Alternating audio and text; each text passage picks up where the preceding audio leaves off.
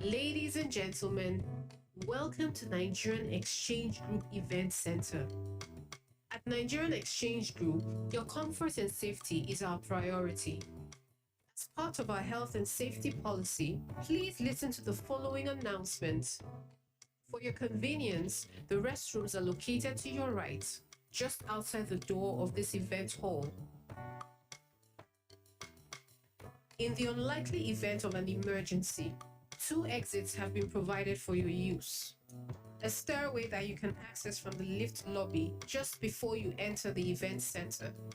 Another emergency exit is located right behind the stage's backdrop.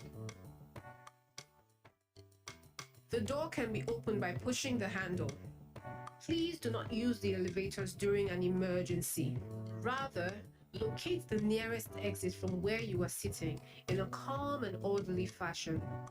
Emergency responders will also be available to provide additional instructions as required. Please switch off your cell phones or activate the silent function so we don't interrupt the proceedings here today. Once again, welcome, and do enjoy your stay at the Nigerian Exchange Group.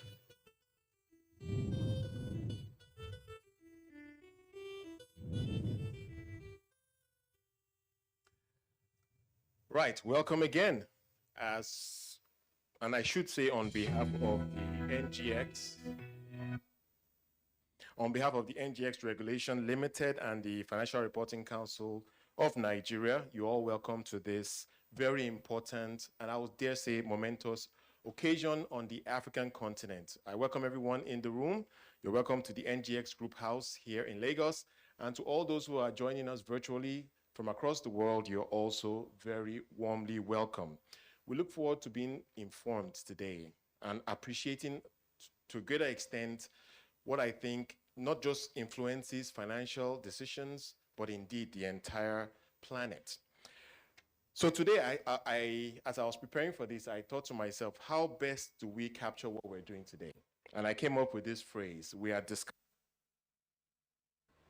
discussing how social responsibility, environmental stewardship, and financial prosperity can truly intertwine. But before I move on, I would like to recognize some very important stakeholders who have joined us today, and you'll be meeting many of them as we proceed with today's event. But I'd like to begin by welcoming the Executive Secretary and CEO of the Financial Reporting Council of Nigeria, Ambassador Shuaibu Ahmed. Please, if you can stand to be recognized. Thank you very much for the applause. We also have Mr. Temidayo Obison, Executive Commissioner, Operations at the Securities and Exchange Commission, Nigeria. We also have Mr. Admire Undurundu. He's the Secretary, Public Accountants and Auditors Board, all the way from Zimbabwe. We also have Ms. Sena Dake, President of the Institute of Chartered Accountants of Ghana. Please also welcome Ms. Lebongang Sene, Technical Director at the Pan-African Federation of Accountants, PAFA. And we also have, joining us today, a board member of the ISSB, Dr. Ndidi Noli Edozian. It's great to have you. We're also joining us today, we have Mrs. Catherine Echozo, Chair of the NGX Regulation Limited. We have Mr. Edo Abasi Upong, Board Member of NGX Regulation Limited. We also have another Board Member of NGX Regulation Limited, Mr. Ebilate Mark Yoroki. I'm not sure. Oh, there he is. He's walked in as we started the program. We have the NGX Group CEO, Mr. Oscar Onyema OON. I know that we'll have many other stakeholders join us as we proceed, but you are all very welcome to today's program. I believe the ISSB recognizes today the importance of sustainability disclosure, but it also helps us appreciate why they're important. They're important for decision making, no doubt, for investors and other users, but also what we are discussing and unveiling today is really about bringing international comparability to bear in terms of how we measure sustainability standards. So you're all very welcome. Today's program will be very rich in terms of information. We're going to have a fireside chat that will truly unpack this standard and what it means, their implications, especially in Nigeria and across broader Africa. And then, of course, we're going to have a panel conversation where we'll unpack these details even further with some distinguished panelists. So again, you're all very warmly welcome. In between, we're going to be having a lot of messages from various stakeholders that will help us even better appreciate why today's event is very important. So we also want to be very efficient and to get you all out of here in good time. So I would like to proceed now without further ado by welcoming to deliver some opening remarks Ambassador Shuaibu Ahmed, the Executive Secretary and CEO of the Financial Reporting Council of Nigeria. A round of applause for him as he steps forward.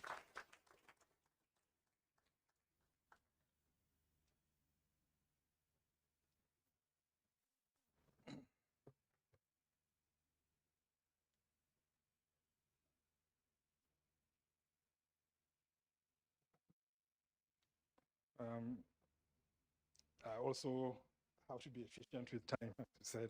So, distinguished guests, gentlemen of the press, ladies and gentlemen, it's a great pleasure to welcome you, including our online participants, to this momentous event, the launch of the first two standards developed by the International Sustainability Standards Board, ISSB. That is IFRS S1, General Requirement for Disclosure of Sustainability-Related Financial Information, and IFRS S2, Climate-Related Disclosures. Today marks a historic milestone for our great nation, Nigeria, as Nigeria is the first country in Africa to have these standards launched alongside 6 major global financial centers of New York, London, Frankfurt, Singapore, Santiago, and Montreal. This is a testament to our unwavering commitment to responsible and sustainable business practices. By adopting these standards, we are setting a powerful example for other nations and reaffirming our position as one of the global leaders in sustainability reporting. As you may be aware, at the Climate Change Conference, COP27, in Egypt last year, Nigeria made an audacious move of being one of the very first countries, if not the first, to declare intent to be an early adopter of IFRS S1 and S2.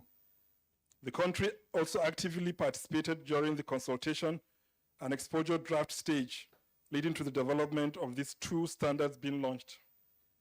Our council had series of activities, including webinars to consolidate the comments from the Nigerian constituent, which was later forwarded to the ISSB. I'm happy today that the standards that we all participated in shaping is coming to light with this global release and launching. The Financial Reporting Council of Nigeria is delighted to be holding this event in collaboration with the NGS Group. Why is the collaboration with NGS Group critical and significant? Post-COVID-19, virtually all countries developed and developing found themselves confronted with economic and financial challenges. For African countries, there was urgent need to unlock and align all financial flows far beyond our hitherto reliance on official development assistance to deliver on the sustainability development goals. There was glaring realization that public sector budget cannot deliver sustainable development. Private capital is needed. And of course, the capital market is key to the mobilization of private capital. Today, there's a growing global environmental, social, and governance investor base of over $2 trillion in global institutional investor funds under management. No country or institution can attract or access this private investment capital if you are not seen to be committed to climate and sustainable development. Nigeria must therefore compete with the rest of the world for this private capital. Obviously, in Nigeria, the NGOs group provides a veritable platform to attract this capital. Understandably, therefore, this explains why this event could not have been better held in any other place than here at the NGX. Hence, it is a worthwhile collaboration. Capital markets are driven by data, information, and disclosures. Comprehensive, comparable, and transparent information about sustainability and climate-related risks and opportunities will play an essential role in appropriately pricing sustainability-related risks and opportunities to unlock the needed private capital flows. This is the significance of the two international sustainability standards we are launching today. The standards will deliver a common global language of sustainability disclosures, enhancing the communication between companies and investors. They will help support the mobilization of green finance to emerging markets and provide greater transparency when determining where and when to invest. African Ministers of Finance, Economy and Environment stated in September 2022, and I quote, "Early adoption by African jurisdictions and companies has the potential to attract more investment and to boost private sector development in Africa."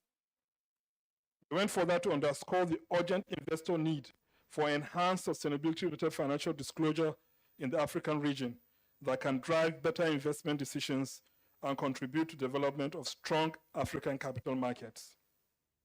Nigeria is determined to lead Africa on this journey, and that is why it has developed and is implementing a credible, high-quality climate transition plan.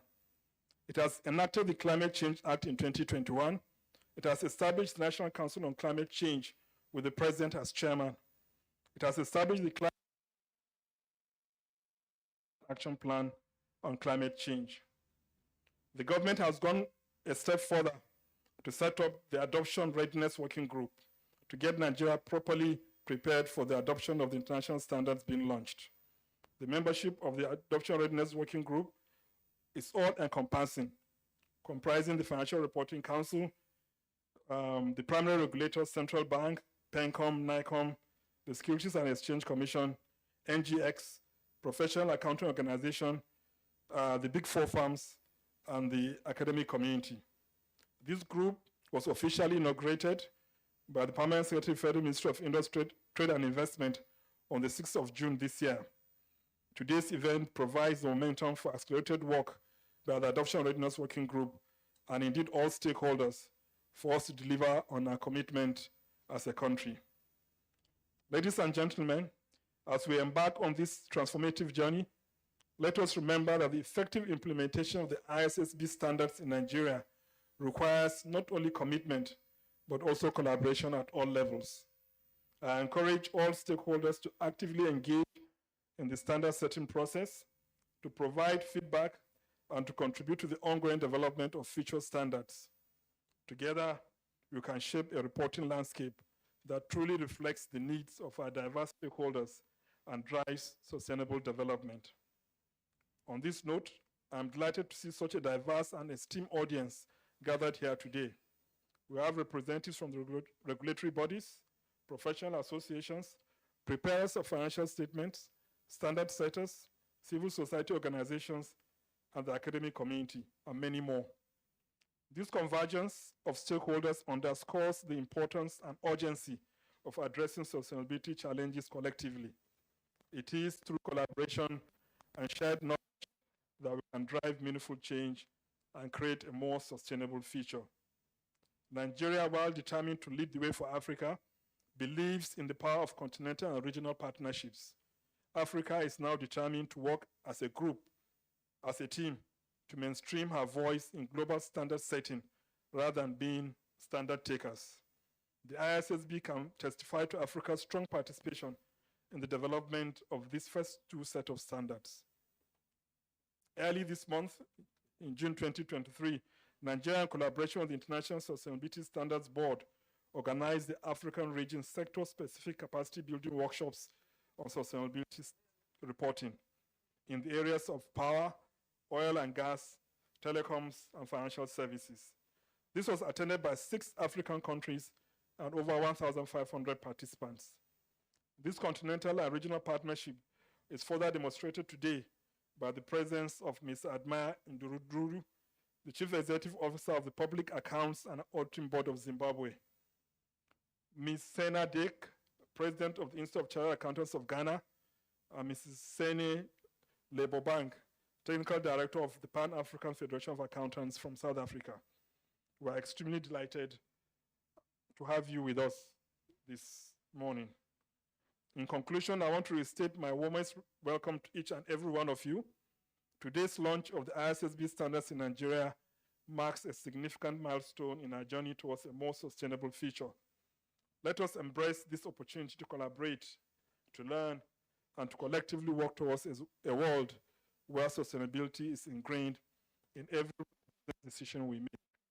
Distinguished guests, I cannot end my remarks without expressing our deepest appreciation to the chair of the International... Evolving every day. And this comes with its baggage, environmental distortions, anthropogenic activities, the built environment, our ecosystem is constantly being disrupted.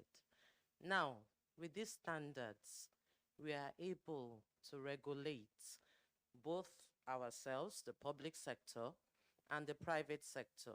And then it even helps the private sector to take account and monitor and evaluate the impacts of their activities, the impacts of their businesses on the environment. In the end, sustainability is when you practice it and you adopt the standards, it grows the economy, it grows your business.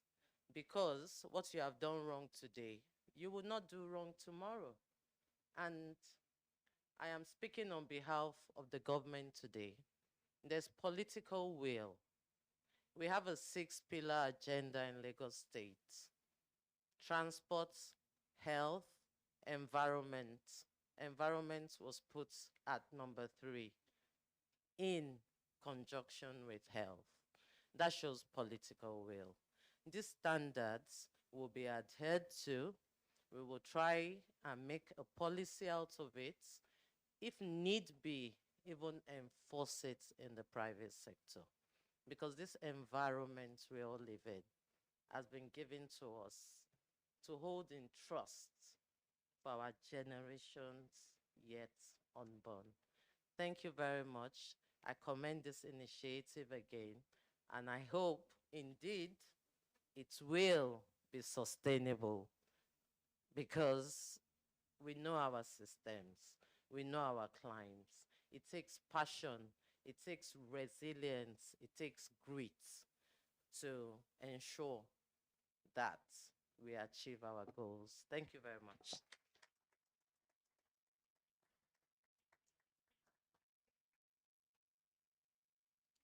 Thank you very much.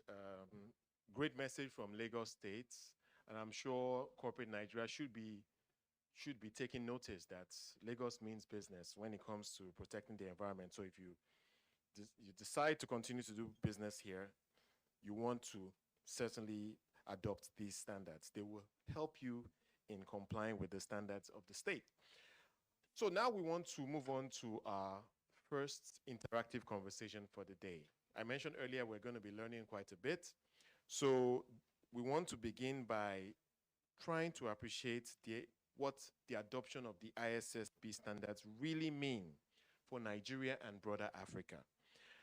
And I'm delighted to invite to the stage to moderate this fireside chat with 2 very distinguished speakers. Please welcome Ms. Tinuade Awe, the CEO of NGX Regulation Limited. She has the honor of moderating this conversation. And joining her on stage, please welcome Dr. Ndidi Nnoli Edozian, board member of the ISSB.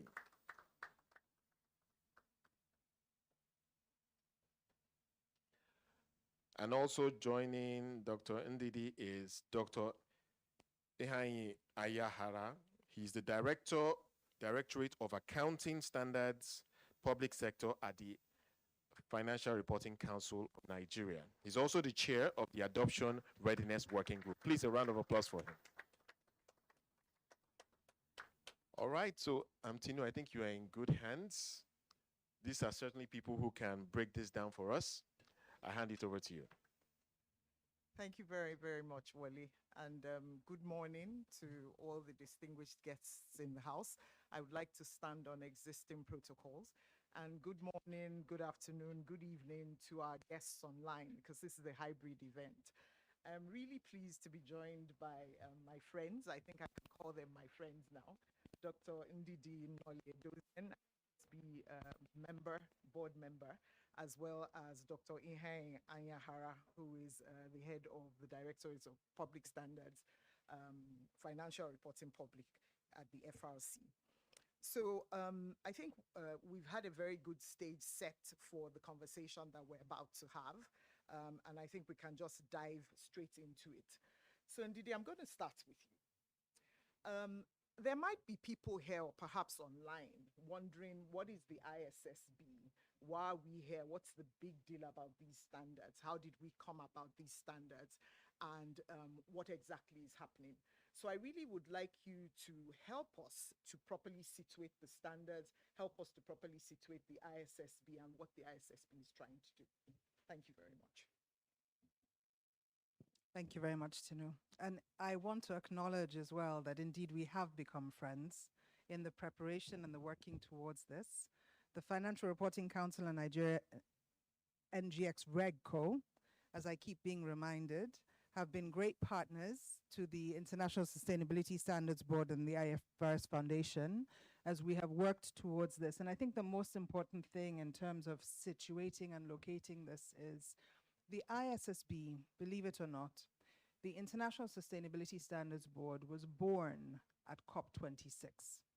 And it was born as a sister entity to what you probably already know very well, the International Accounting Standards Board, which means that now under the IFRS Foundation, the 144 jurisdictions across the world that already report their financial statements and their accounting according to the IFRS Foundation standards now have sustainability standards that can sit alongside those financial statements, because the intention is and has been for a long time, as we've heard from the speakers earlier, how do we take sustainability and in the first instance climate-related risks and opportunities and embed them in financial statements, so that when the investor community and global capital markets are looking at companies and trying to make their investment decisions, they have decision useful information that enables them guide capital flows to those entities that are accurately appreciating, assessing, and addressing climate-related and overall sustainability-related risks and opportunities. And this is the reason why the IFRS Foundation, and again, in Nigeria, we were a critical part of that stakeholder engagement process, asked the global community, should we be issuing sustainability standards alongside the accounting standards? And the overriding response of the world was yes. So what is the number one objective of the IFRS Foundation in issuing the sustainability standards and of the ISSB? It's actually to reduce the alphabet soup of sustainability standards across the world. Recently, there was a report that said there are about 300 different disclosure standards. What we're trying to do is create one single global baseline that is interoperable with other standards. And I know, for example, NGX has used GRI so far, that is interoperable with standards you're more familiar with, like the GRI. I don't know, can you hear me? No, it's not a very good connection, right? Is this a better connection? Oh, much better. Okay, excellent. So let's switch. Move my seat a little. We'll innovate as we go along. If I move a seat?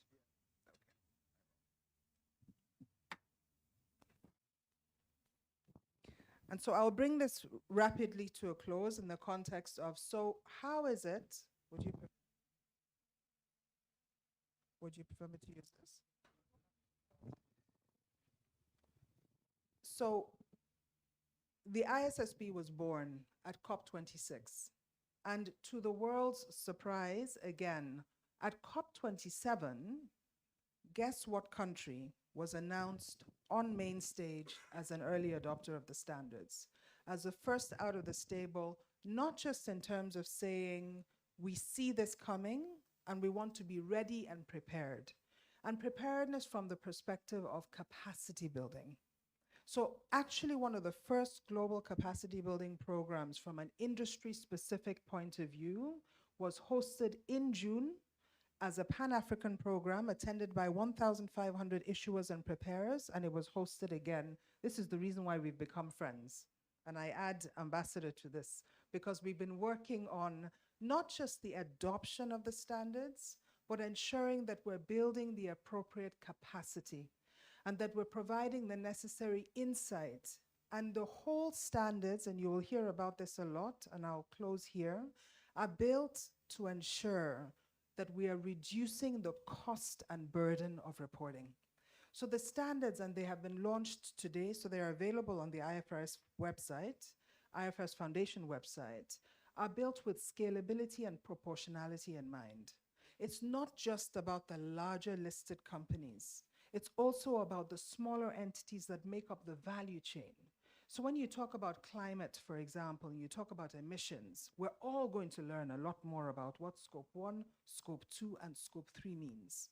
Most companies around the world, not just Nigeria or Zimbabwe or South Africa or Ghana, who are also here represented, everywhere across the world, we're experts in measuring Scope 1 and Scope 2.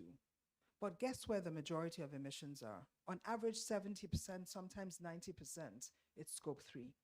And guess who makes up Scope 3? The value chain, the smaller entities.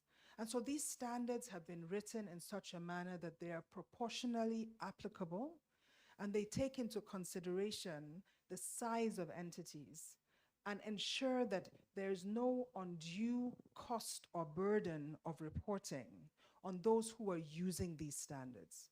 And it's the reason why we're so excited, actually, that Africa is leading. And Africa is leading through Nigeria. And Nigeria is working very strongly with other regulators, which is the reason why this is a Pan-African event. I'm looking at Admire, our friend from Zimbabwe, who said, I am coming to Nigeria to attend the Nigerian launch, even though there is a launch closer to him, because he said Nigeria is leading the way on this, and we are standing in solidarity to ensure that we're using these standards to improve the resilience of companies, but also and also countries and economies, and more importantly, that these standards, working with capital markets, global capital markets and investors, help to unlock capital flows. Thank you very much, Ndidi, for a very, very robust answer to that question. There were a number of themes that I picked out of your answer. You talked about the value chain for Scope 3. You talked about capacity building, which I'm sure is music to the ears of many people. You talked about cost, which I think is also good that you spoke about that, because I know that there are people here who are concerned about the costs of all of this. And I think it's a nice segue to the question that I want to ask Dr. Anyahara. Nigeria was the first country to early adopt. What went into that decision to early adopt? Why the decision to early adopt, and what are the implications for the Nigerian business community? What are the implications in terms of getting ready for the implementation? What's the FRC doing? Thank you very much, and thank you all the participants. The question you asked has been asked several times. Why did Nigeria be the first to indicate their intent to early adopt? You will agree with me that there is this competition for capital formation. And in line with the FRC mandate, we protect investors and other stakeholders' interests. In doing that, we require credible, comprehensive, comparable information for capital to flow to especially emerging markets that need more of the capital than even the advanced countries. So we looked at it as a strategic intent that once we declared our intention to early adopt, it attracted a lot of global attention to Nigeria and global attention in positive direction. And that's why, for instance, the examples Dr. Ndidi has cited, having capacity building, I tell you that immediately Nigeria declared that intent, both IFRS Foundation and all the funds available for capacity building, Nigeria was designated as #1 destination. If we hadn't done that, I don't think all these attractions would have been flowing to Nigeria and by extension to African nations, because our focus really is not Nigeria alone. It's providing a platform for emerging markets to be able to come together, especially African bloc, to contest and compete for the scarce capital globally. So that's actually what moved Financial Reporting Council. And again, when IFRS Foundation took up the responsibility of issuing sustainability reporting standards, you will agree with me that FRC did not get involved when we had about 300, 200 standards, because we weren't so sure what those standards and how it could be better implemented. And having adopted IFRS in Nigeria seamlessly, and IFRS Foundation now issuing a sister standard, we believe that we have what it takes to start the process and get all the stakeholders on board and ensure that Nigeria will not be left out and the whole Africa will participate in the drive to get the scarce capital. That was what moved us towards doing, making an announcement for early adoption. Thank you. Okay. Thank you, Doc. Doc, so we now understand what moved you. And I'm glad that you've explained what moved you, because I know that that's a question that has been on everyone's minds. Now that you've been moved and we understand why you were moved, we understand that you've set up an adoption readiness working group that has a membership from different parts of the economy. The question then is, how do you foresee the implementation, when the implementation happens? So we've moved from strategic intent to actually declaring the strategic intent. We've set up an adoption readiness working group. What next? Yeah, thank you for that. We have an adoption readiness working group, like you mentioned. I think in rulemaking, it should be the best practice to carry along all the stakeholders. So in the adoption readiness working group, we have both the preparers, the regulators, all the assurance providers. The essence was to bring them together to brainstorm and prepare timelines and steps, taking into consideration all contributions from especially the key stakeholders who will be affected by the adoption. FRC did not want to sit back and issue steps on its own, rather gathered three key experts we have actually assembled in Nigeria to work with us, develop, check the possibility of either a big bang or a phased approach, and take into consideration all the factors before coming out and say, these are the timelines. And what is very critical in doing this is capacity building. So the Adoption Readiness Working Group is also providing both the timetable, both the budget, for capacity building, so that both the preparers, the regulators would have been able to acquire the necessary skills to be able to implement seamlessly the sustainability reporting standards. This standard, for me, is actually changing the DNA of corporate behavior in Nigeria. It's not like before, you would just have a checklist. Accountability and transparency depends on you faithfully representing what we are doing. And that is why we believe that with the group, in the next couple of months, we'll be able to come out with specific steps and agenda for the adoption. Thank you very much, Doc. Ndidi, I want to move over to you.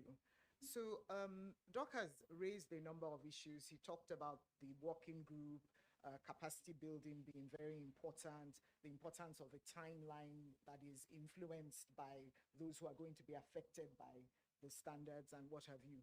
What is the role that the ISSB is taking with respect to, we've set up a global baseline. We're working with countries all over the world to adopt this baseline. Now, a number of these countries need capacity building. A number of them have taken a step like Nigeria to create an adoption readiness working group. What is the role that the ISSB has now? Or is it, I've released the standards and I'm done, which I don't think is the way the ISSB is going, but educate us on that. Okay. Thank you. Thank you for the question, which is a very important one. Indeed, the IFRS Foundations and the International Sustainability Standards Board primary role is to issue high quality standards that are fit for purpose and that build a truly global baseline. And there are a number of next steps. One of them is we made a commitment with the sustainability standards to capacity building. We had 30 day one partners at COP27 when we announced the capacity building program. Nigeria was one of them. Again, commendations, they say charity begins at home. It would be very odd indeed if the one African board member was Nigerian and Nigeria was not responsive to what really is going to shape and change the way that sustainability and climate-related disclosures are made as part of the financial statements going forward. And in fact, the way that capital flows globally will shift in direction of travel. So I really want to, and I'm looking at Oscar here because the last time I was on this podium, it was because we were announcing the sustainability report of the first listed company to issue its sustainability reporting in accordance with NGX guidelines. And I happened to be the group chief sustainability and governance officer of that entity at the time, and it was a listed entity. And so it's just incredible to note that just a few years later, we are now also sitting here, and this time, it's not a national affair, it is a global affair. And we're still standing together and we're first. And this is the way progress happens, because at the end of the day, why has the ISSB issued these standards? Because there are too many sustainability standards and they're resulting in many words, but not decision useful information.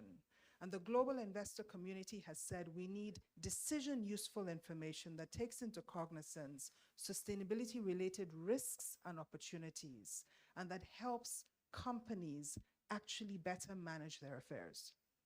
What the ISSB has done is has consolidated, you know already about the task force on climate related financial disclosures and its 4 pillars: governance, strategy, risks, and targets and metrics. So that to the extent possible, there are quantifiable indicators that can be taken into cognizance in a way that are comparable on a global basis, and also for smaller and larger entities. So our first role is to produce the standards.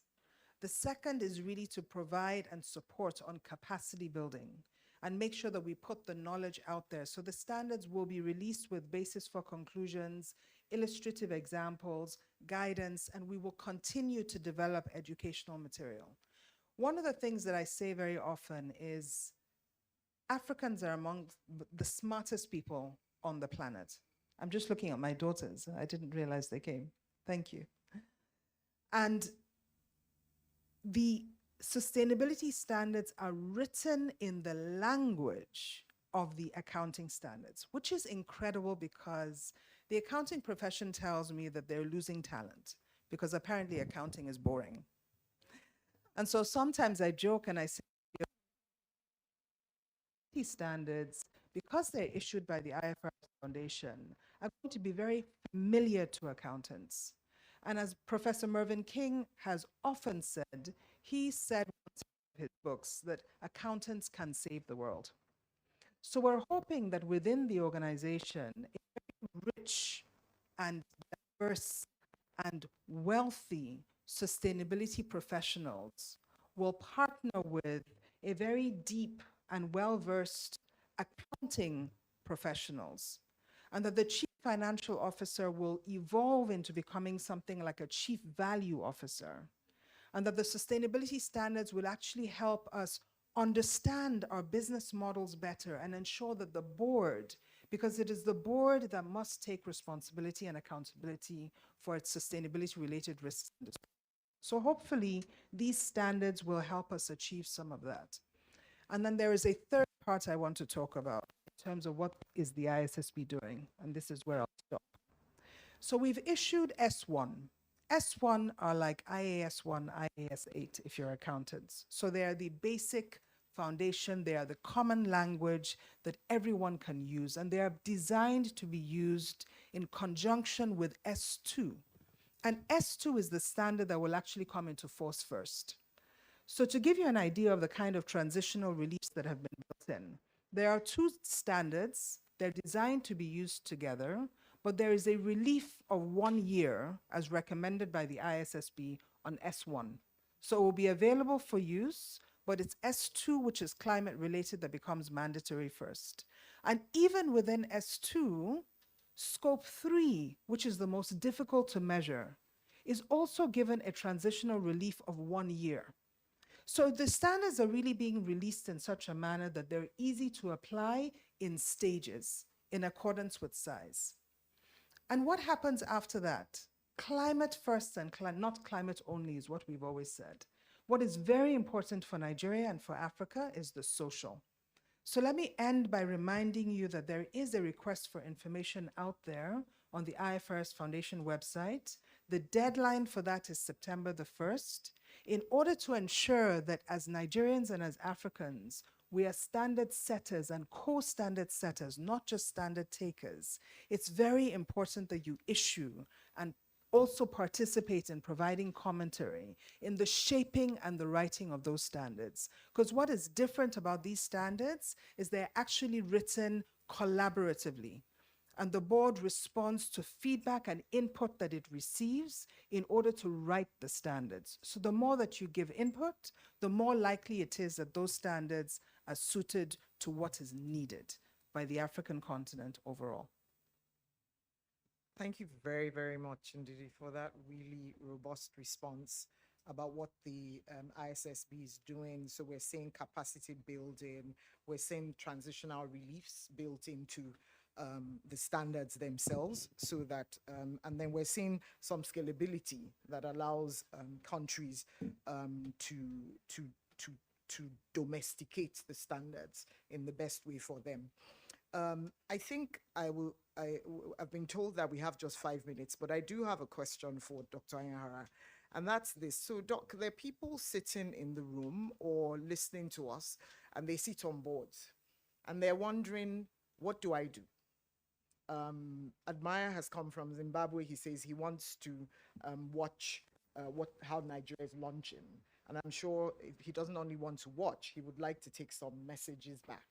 So you as head of the Adoption Readiness Working Group, preparing Nigeria to receive these standards, being on the watchtower that, for Africa as well. And Doc, I can see you smiling as I imagine you on the watchtower, but honestly, you are.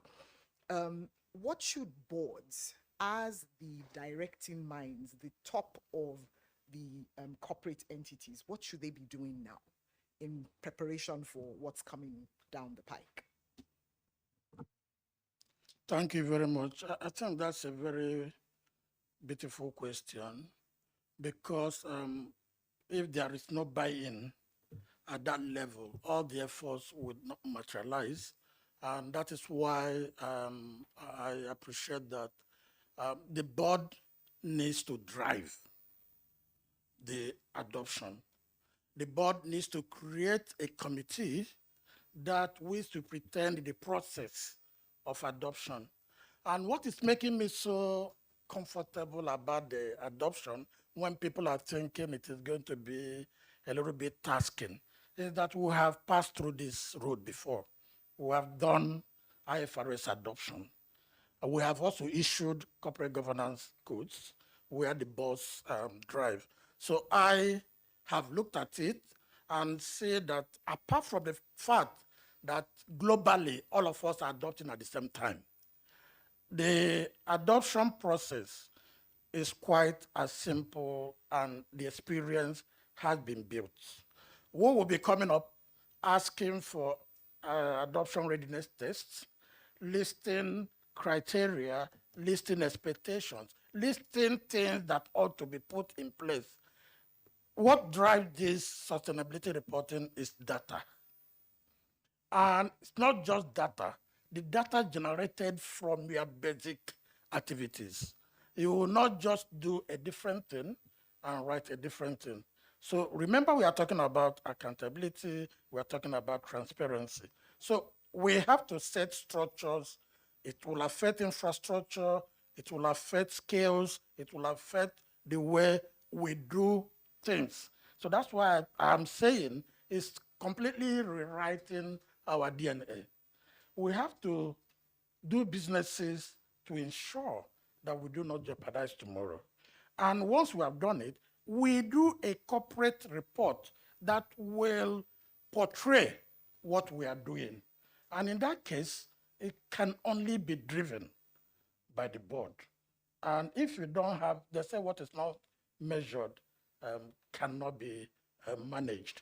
So for me, the tone starts from the board, then cascaded down, and probably without being presumptuous. When the criteria and the list will be released in a very short while, I think it will showcase all the things we need to be done. Thank you. Thank you very much. We have very limited time. I could go on and on with this discussion, but unfortunately, I'm going to have to bring it to a close. I will try to do a brief job, 1 minute, 2 minutes, wrapping up what we've heard. So I think Dr. Nole Edozian basically told us about the origin of the International Sustainability Standards Board, how we got to where we were, how the idea is to create a global baseline from an alphabet soup. And I think all of us should be happy about the fact that the alphabet soup is on its way out. And we basically have a global baseline that we can use to measure from place to place. The ISSB, in creating these standards, received wisdom from beyond itself. So it didn't just sit down in its lovely offices in Frankfurt and decide that it was going to issue these standards. And Dr. Edozian is also encouraging us to look at the forthcoming standards so that we can further influence the content of those standards. I think the other thing that we can take away from this conversation is that there's an adoption readiness working group. There will be capacity building, and so rest your minds, folks who may be a bit unsettled about what's coming. There's capacity building coming, and indeed that capacity building has already started. We had a couple of sessions in June that I'm sure a number of the people in the room or online attended. I think the other thing is leaving us with the message that the tone starts from the top. And I think, you know, in the NGX building, which is an exchange group, obviously the market's very important, and the tone of the companies, whether they're listed or non-listed, starts from the top. And there's a little, checklist. I know Doc doesn't like checklists, but a little checklist saying you need to have a board committee. I don't necessarily think that means you need to create a new board committee if that will add to your expenses. but maybe look at the remit of your current board committee, whether it's the committee for risk, and decide that you need to appropriately expand the remit to include sustainability. I also like what Dr. Noli Edozian talked about, saying that one of the things that's likely to come out of this is the fact that you will have CFOs translating into chief value officers, which I think is very interesting. And I see people smiling, but you remember when, with the global financial crisis, nobody thought compliance officers will become what compliance officers have become today, and they're part of the C-suite and everything. So I think it's very interesting what we have ahead. And I would say to everyone here, clearly you're already interested, watch this space, and thank you very much for listening. Please, if you may just stand for a photograph. Thank you very much. Very insightful interaction there. When Dr. Anyahara mentioned that we have to Please. Sorry, just a moment. I want to invite Dr. Zulapo to join you as well. Thank you.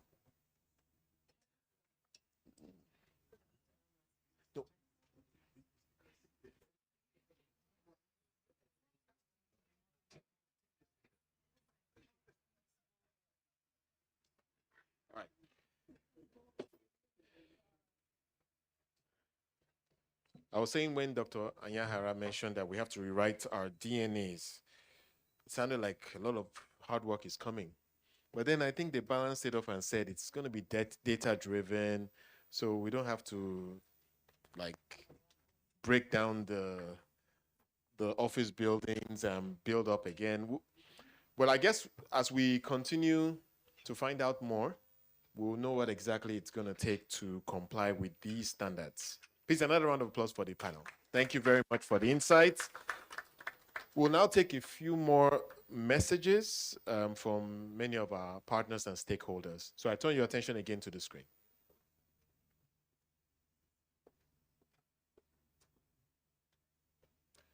History of financial reporting for accountants, business community, and government in the wake of sustainability reporting. For this, we are grateful to the International Sustainability Standards Board, ISSB, for its remarkable achievement in the realization of the two so important sustainability standards, the IFRS S1 and IFRS S2. And this is the start of a long journey. On behalf of the members of the African Forum of Independent Accounting and Audit Regulators, AFIO, I wish to congratulate the International Sustainability Standards Board, ISSB, on this memorable day on the launching of the first ever International Sustainability Standards.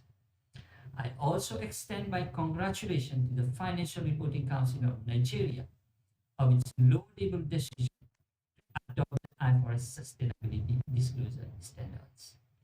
AFIO looks forward to working with the ISSB under its partnership framework to benefit its members from advisory and capacity building support necessary to use the IFRS Sustainability Disclosure Standards. Good morning, esteemed colleagues. The Pan-African Federation of Accountants, comprised of 56 professional accountancy organizations in 45 countries in Africa, extends our heartfelt congratulations on the momentous occasion of the launch of S1 and S2 in Nigeria. This event, graciously hosted by the FRC and NGX Regulation Limited, marks a significant milestone in the journey towards responsible business practices and sustainable economies. With a vision of sustainable value creation to benefit the citizens of Africa, PAFA believes that sustainability considerations are integral to building resilient economies, ensuring long-term value creation, and safeguarding the well-being of future generations. By integrating sustainability considerations into decision-making processes, businesses can drive positive change, contribute to poverty alleviation, mitigate climate change, promote social justice, and foster inclusive economic development. The launch of S1 and S2 in Nigeria demonstrates your commitment to align the national reporting framework with international best practices, enabling stakeholders to make informed decisions that contribute to the achievement of the African Union's Agenda 2063 and the United Nations Sustainable Development Goals. We extend our gratitude to the International Sustainability Standards Board for their dedication, expertise, and efforts in developing the standards. Their collaborative approach and commitment to stakeholder engagement ensure that the voices and perspectives of stakeholders are duly considered. Furthermore, we commend the leadership of the FRC and NGX Regulation Limited for your efforts in facilitating the adoption of the standards. You have undoubtedly set a precedent for other nations across the continent.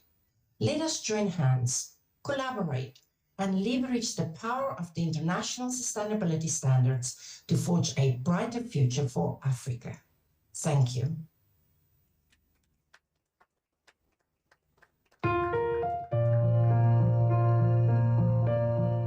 On this momentous occasion, as the chairman MTN Nigeria, I am delighted to join you all in celebrating the global launch of the International Sustainability Standards Board, ISSB, in Nigeria, a significant milestone for the entire global business community.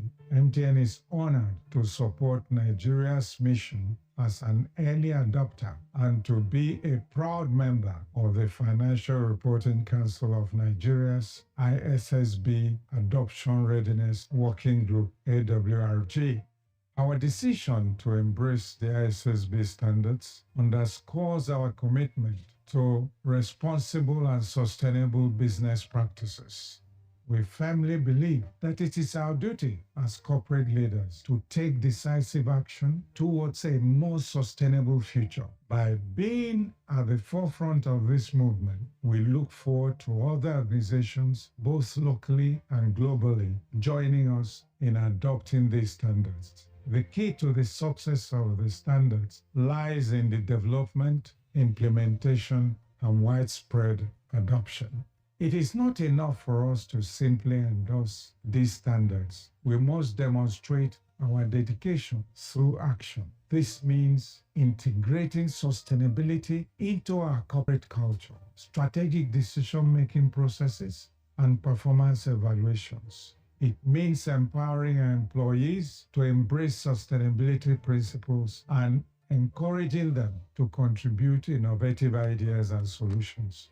This tone at the top starts from the board and through to the leaders of the business, creating the conditions for essential shift from silo to integrated thinking.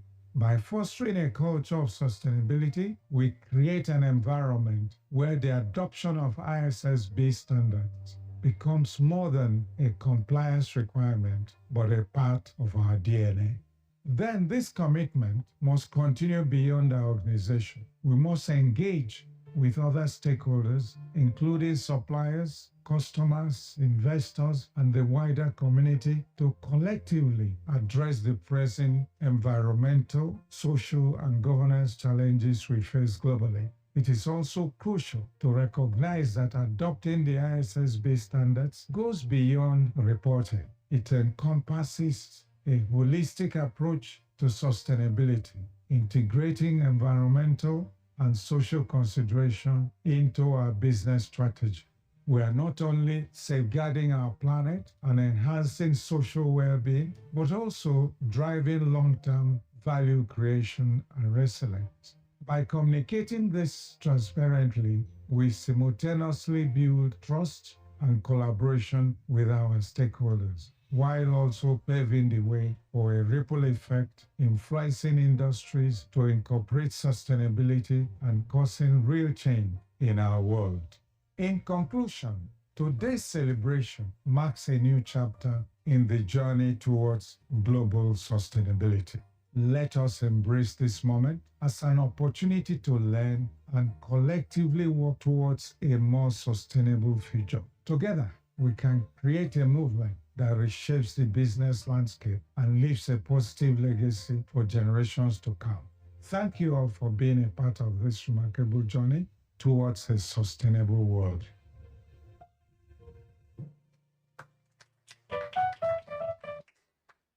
The National Council on Climate Change wishes to commend the adoption of sustainability and climate-related reporting standards in Nigeria, as announced last year on the sidelines of COP27 in Egypt. Being the first African country to launch the IFRS S1 and S2 standards puts Nigeria on a respectable pedestal and gives us a strong voice in the global discourse on climate change.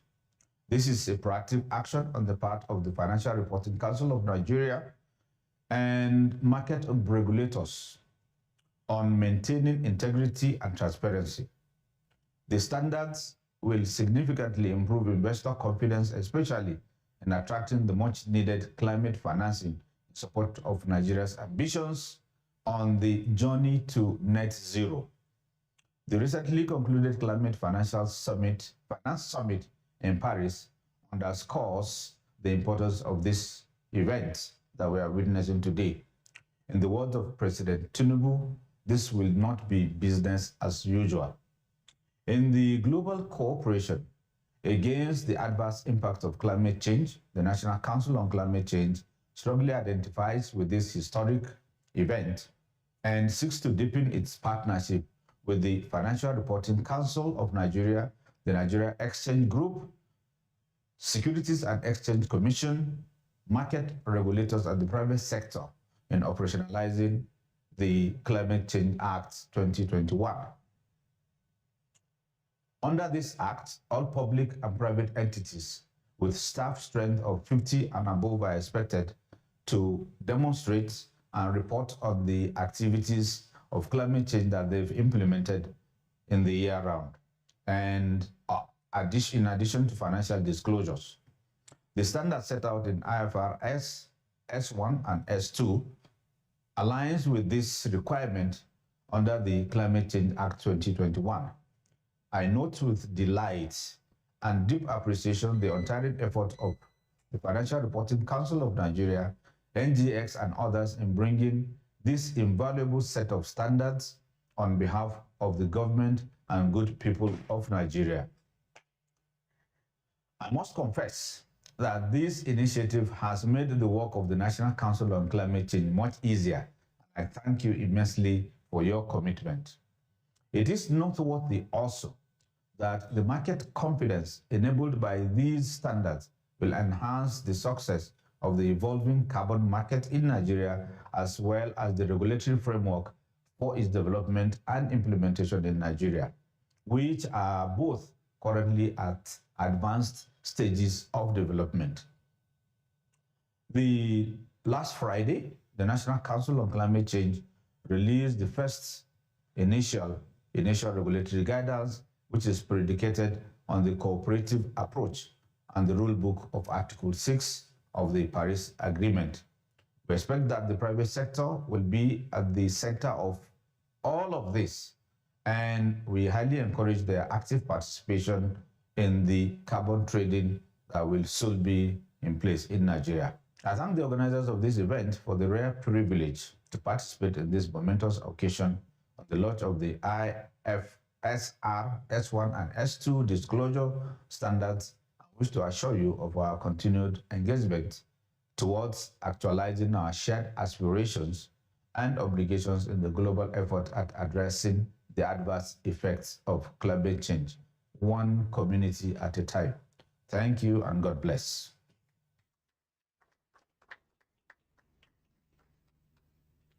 Once again, we thank all our partners and stakeholders who are contributing to this momentous event and sharing their thoughts. We'd like to now welcome one more. The capital market clearly is a user of financial information, but now I dare say sustainability-related information. So on that note, I'd like to now welcome the Executive Commissioner Operations of the Securities and Exchange Commission Nigeria, Mr. Temidayo Obison, to deliver a brief keynote address. A round of applause for him.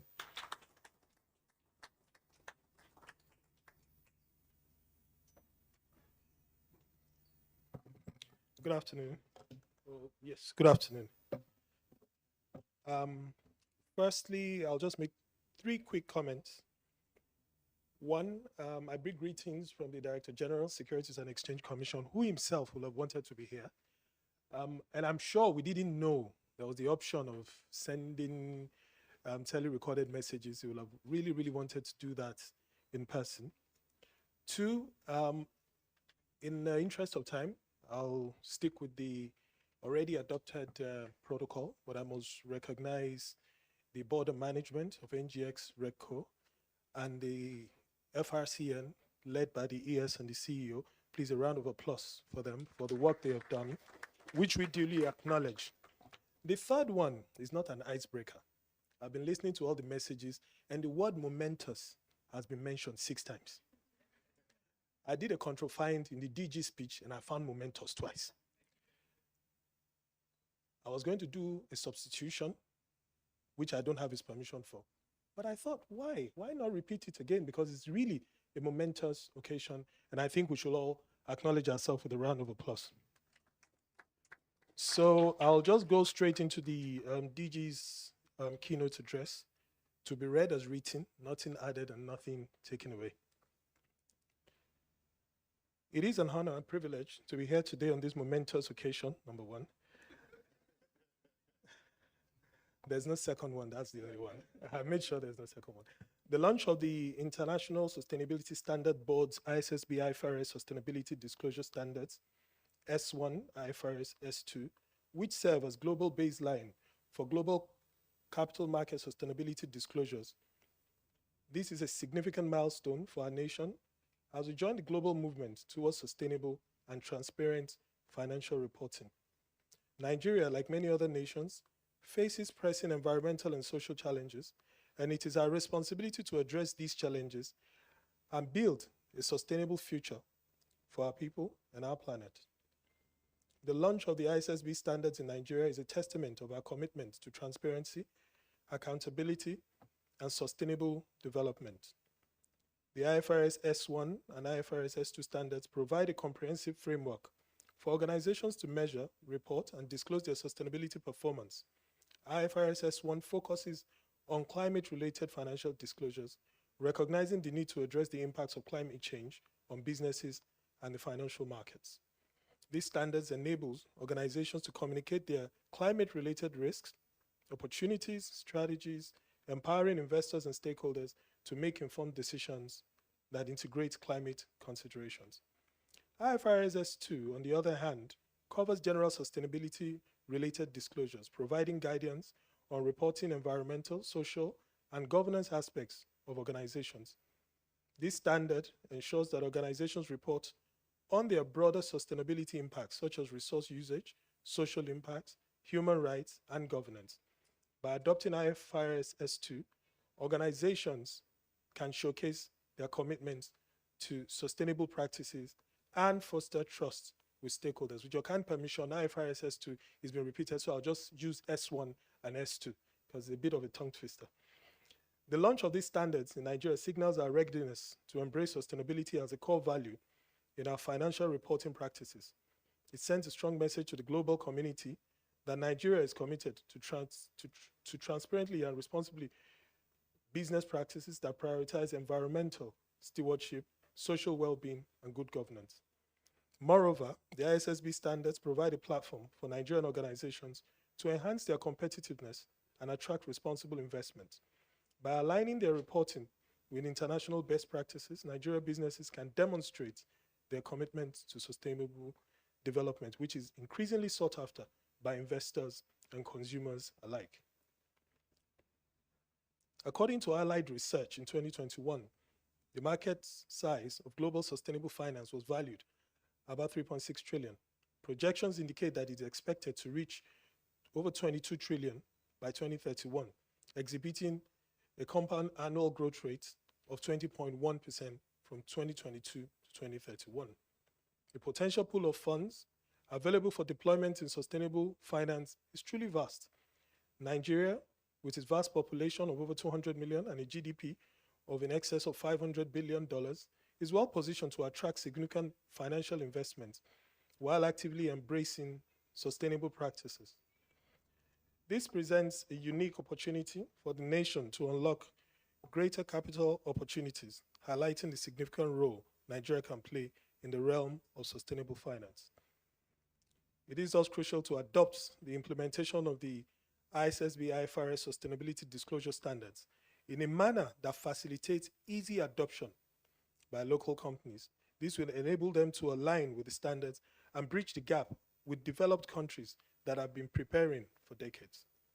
The process of domesticating these standards should be designed to ensure a seamless transition, empowering local businesses to embrace sustainability practices and keep pace with global counterparts.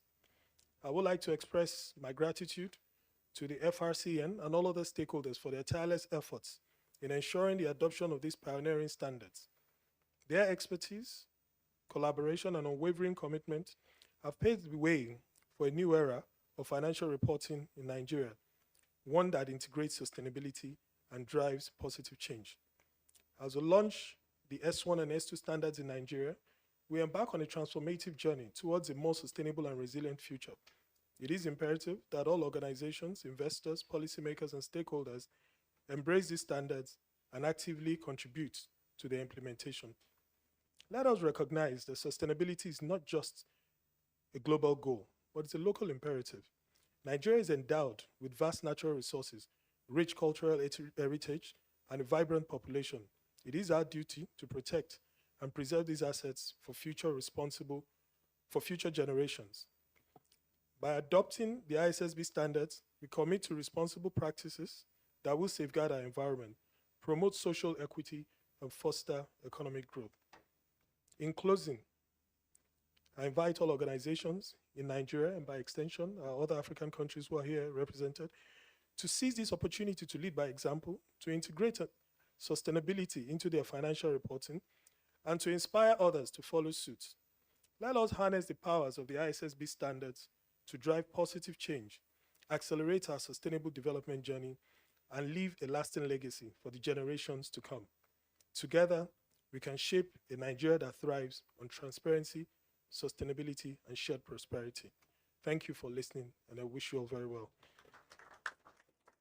So before I leave, this is the part, before you clap,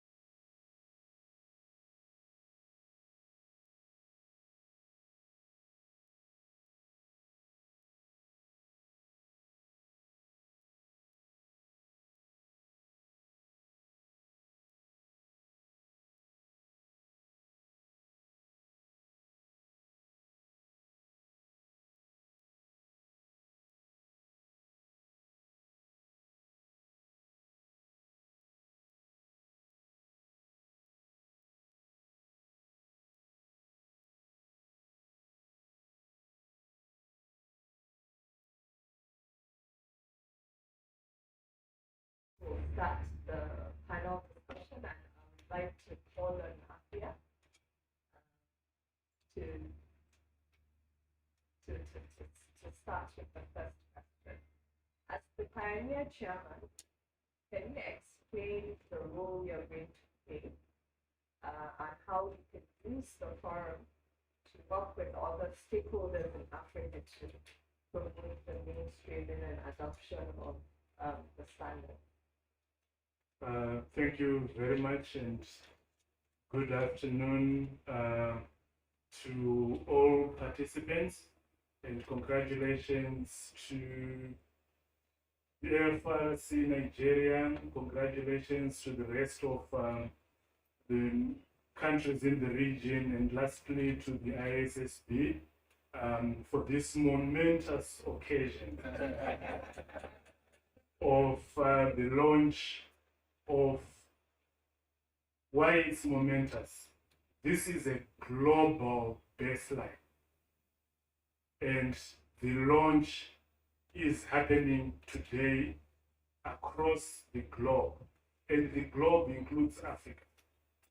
Okay, we've been told that there are other launches happening in the other parts of the world, but the fact that on day one, the first launch, we have this event happening on the continent. For me, it's momentous. Congratulations to all citizens. I was asked to talk about how and what is accountants and auditors, regulators on the continent are going to do to mainstream these standards. I will roll back a bit and then talk about why the sustainability standards. And then in 3 points, what and how we're going to do it as the African continent.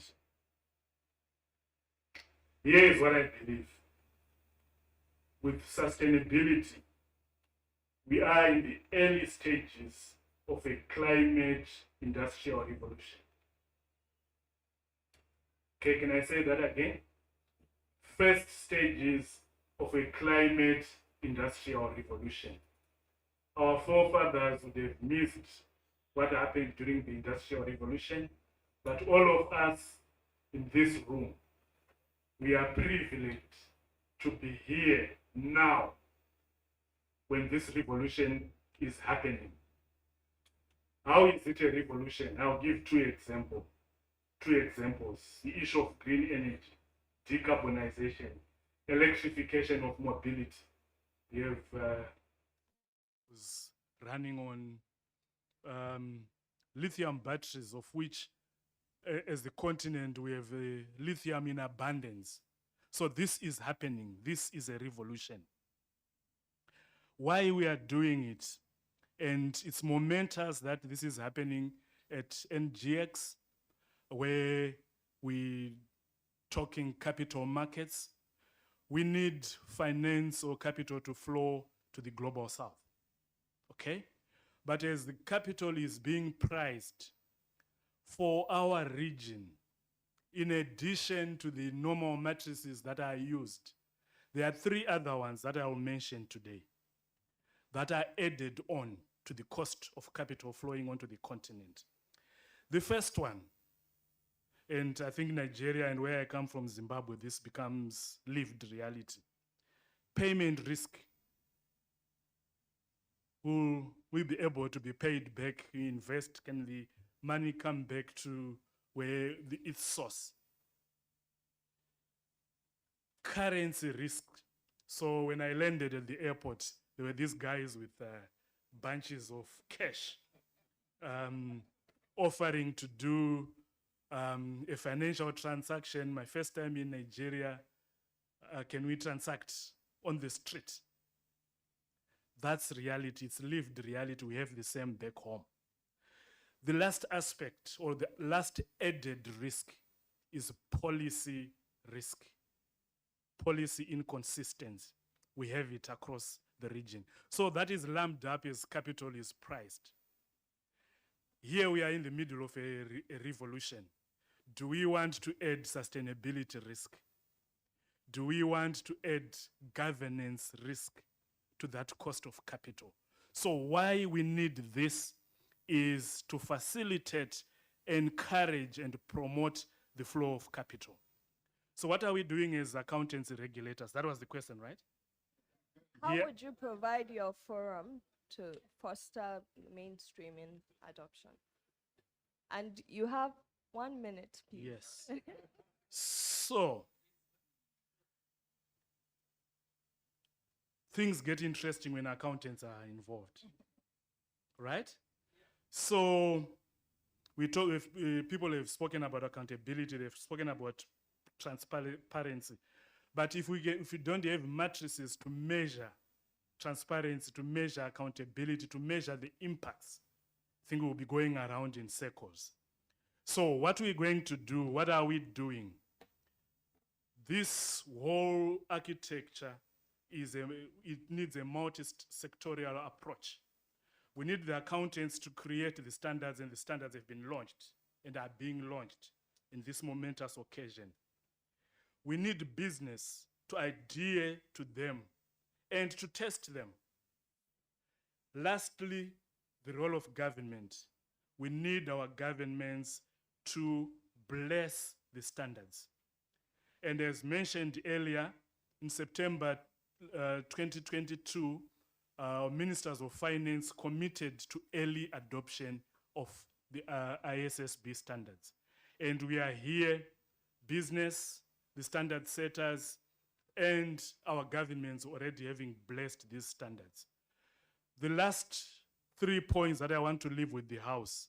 One, we need Africa's voice to be heard in the global standard setting ecosystem. The voice has to be heard. As already been mentioned, Africa should not be standards takers, but standards setters. Okay? When we say global, Africa is part of the global community. So standard setters, not standards takers. We need to engage and get our voices heard. What is the next frontier? Concurrent with the standard setting, there is need for capacity building on the continent across the reporting value chain. We're happy that the ISSB has invited us as a continent to contribute to the global standard setting agenda. And I will stop here. Let's contribute. Thank you. Thank you very much. Very interesting points there. I mean, it's so timely for us, that green revolution with the whole fuel subsidy removal and the quest for alternatives that are also cheap. I would like to move to a preparer, MTN. You're very lucky. When I was watching the video by your chairman, I was like, she has the voice, the tone at the top. So, so my question to you is, what challenges do you expect to be faced by Nigerian companies that would adopt and implement these standards? And how can the challenges be overcome? Thank you very much, and good afternoon, everyone. I hope I'm audible. All right, thank you. I really, want to concur to say that this is really a momentous occasion. And I mean, for me personally, I have gone online and I have found over 600 different sustainability standards that are available.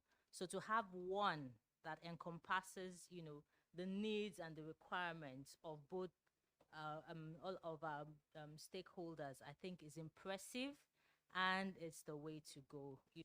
Yes, it's momentous. So direct to the question, in order to save our time, what are the challenges that preparers would be facing? I think it's a lot of challenges. And a key one for me is that everybody is at point zero, and this is globally. So we don't have the typical, let's check what's been done in this country or that country. We're all starting from ground zero at the same time. Kind of reminds me of COVID, where nobody knew what to do. Nobody, we were all learning, and, getting the sanitizer together. So I see a bit of that rush where the available resources, could be diverted to the other countries, and then we in Africa are just, picking the crumbs. But thanks to ISSB, I think that is not going to go the same way. We are at the forefront as this is happening, and everybody is, Africa is at the table, to get that information and the capability that we need to be able to adopt these standards. The other challenge that I think that,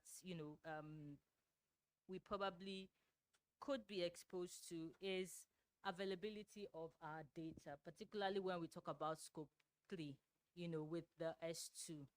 It's typically not something that we're used to, and that by that I mean going to our suppliers or our vendors or our partners to ask for information or to see what it is that we're doing. I think we're kind of a secretive, community in Africa. You don't want to know the next person to know what it is you're doing. So to be able to get that data, to get it sanitized in a format that can be reported consistently and in a way that you can compare with others, industries or companies, it is going to be a huge challenge. So to mitigate that, I think, coming together such as this, partnering with our, stakeholders and other companies that we operate with, explaining, why we need to do this as for reasons that have already been shared, at this session. And I think a last one also is convincing our stakeholders of the importance of these standards, because I imagine, we will all have to go back to our, stakeholders to explain to them what is sustainability, why do we have these standards, because there's going to be some investment that is required, to be able to prepare this report in the format that is needed. So, our board, our employees, a whole lot of stakeholder involvement and engagement is required. Thank you. Thank you very much for that. Certainly a new journey with so much to learn. And I would like to move to Dr. Abechi. Am I right? Dr. Abechi or Professor Odichi. You've heard from a preparer. Clearly, there's a lot to learn. There are collaboration platforms that needs to happen, and academia would have a lot to do. LBS is very critical in educating the business community. So for LBS, how, or generally, how can academia contribute to mainstreaming of the standards? Are you planning on incorporating it into the curriculum such that there's gown to work ready skills? How do you plan, even beyond the curriculum, what sort of role can academia help with this capacity building and helping people find their way? Thank you very much. We in the academic world, but in the business schools, have an amazing opportunity to educate, inspire, and inform powerful and diverse network of current and future business leaders. We have the responsibility to develop responsible leaders. And for us at Lagos Business School, find that our purpose is to develop responsible leaders. And that implies leaders who understand that business is not just making money. Profit should not be the only driving factor. Environmental issues, societal issues should be part of that drive to make businesses sustainable. And we'd like to practice what to preach. 13 years ago, we set up a sustainability center, the very first in any tertiary institution in Nigeria. The whole idea was to see how we can get businesses to understand what sustainability is about and how they can embed it in their own strategy and the way they run businesses. When we started, we found that the biggest obstacle was business leaders looking at it as a cost. That whatever we do, you're asking us to increase our cost of operation. But for us, we find that one way of making them understand and imbibe it is to see it from a value perspective, not from an expense perspective. So creating value, that each time I talk to CEOs, that if you embrace sustainability, you'll increase your cash flow, improve your profitability. You just find all that bright lights shining and say, how do we do it? Innovation, new products, new markets come up from sustainability. Cost reduction, reducing interference from regulators, because if you're doing the right thing, they'll not come to you. Also, energizing your own staff. When we now got this into place, we find that many companies started embracing sustainability. But two other things we did, which we believe that we can replicate in other institutions and even scale: research, to show the business world that there is a business case for sustainability. The second, we started writing cases. As some of us had case booklet that we call Sustainability Champions. Each time we use these cases in teaching, companies are excited and say, oh, how can I be like this company you have shown? So we decided to embed sustainability into our MBA curriculum. The second is that we made it mandatory for all those going through our executive programs to go through sustainability courses in order to see how we can increase that awareness. But I think we can still do the same thing with the standards. Because for the businesses, what the standards will help them, not only looking at investors, but actually seeing how they can change their business models, how they can be more efficient, but most importantly, how they can be more profitable, and at the same time, ensure that the environmental footprint is okay. They take care of the society and the environment they operate in. Collaboration is also important. And last year in Egypt, COP27, 5 business schools across Africa came together to set up what we call business schools for climate leadership. 2 in South Africa, 1 in East Africa, Lagos Business School, and the American University in Cairo. The whole idea that 5 of us collaborating can do more work in research, standardize our curriculum, and at the same time, drive what the future leaders should be doing in this space. And what is important, let's not forget that our future customers are the Gen Zs today, the Alpha generation. These are people who are already looking at sustainability as something serious for them. There's something we call responsible consumption. These people are looking at companies, the companies they patronize are those who have actually embraced sustainability. So if companies don't do it now, I can assure you in 10 years, 15 years time, they will not be profitable. So this is what we are trying to do in the business school, but we want to also expand that to other institutions. And this is one way the academic community can help. Thank you very much, Dr. Bechi. Now I have an opportunity to correctly pronounce your name. So you spoke a lot about business case, right? And I think this brings us nicely to hear from an investor.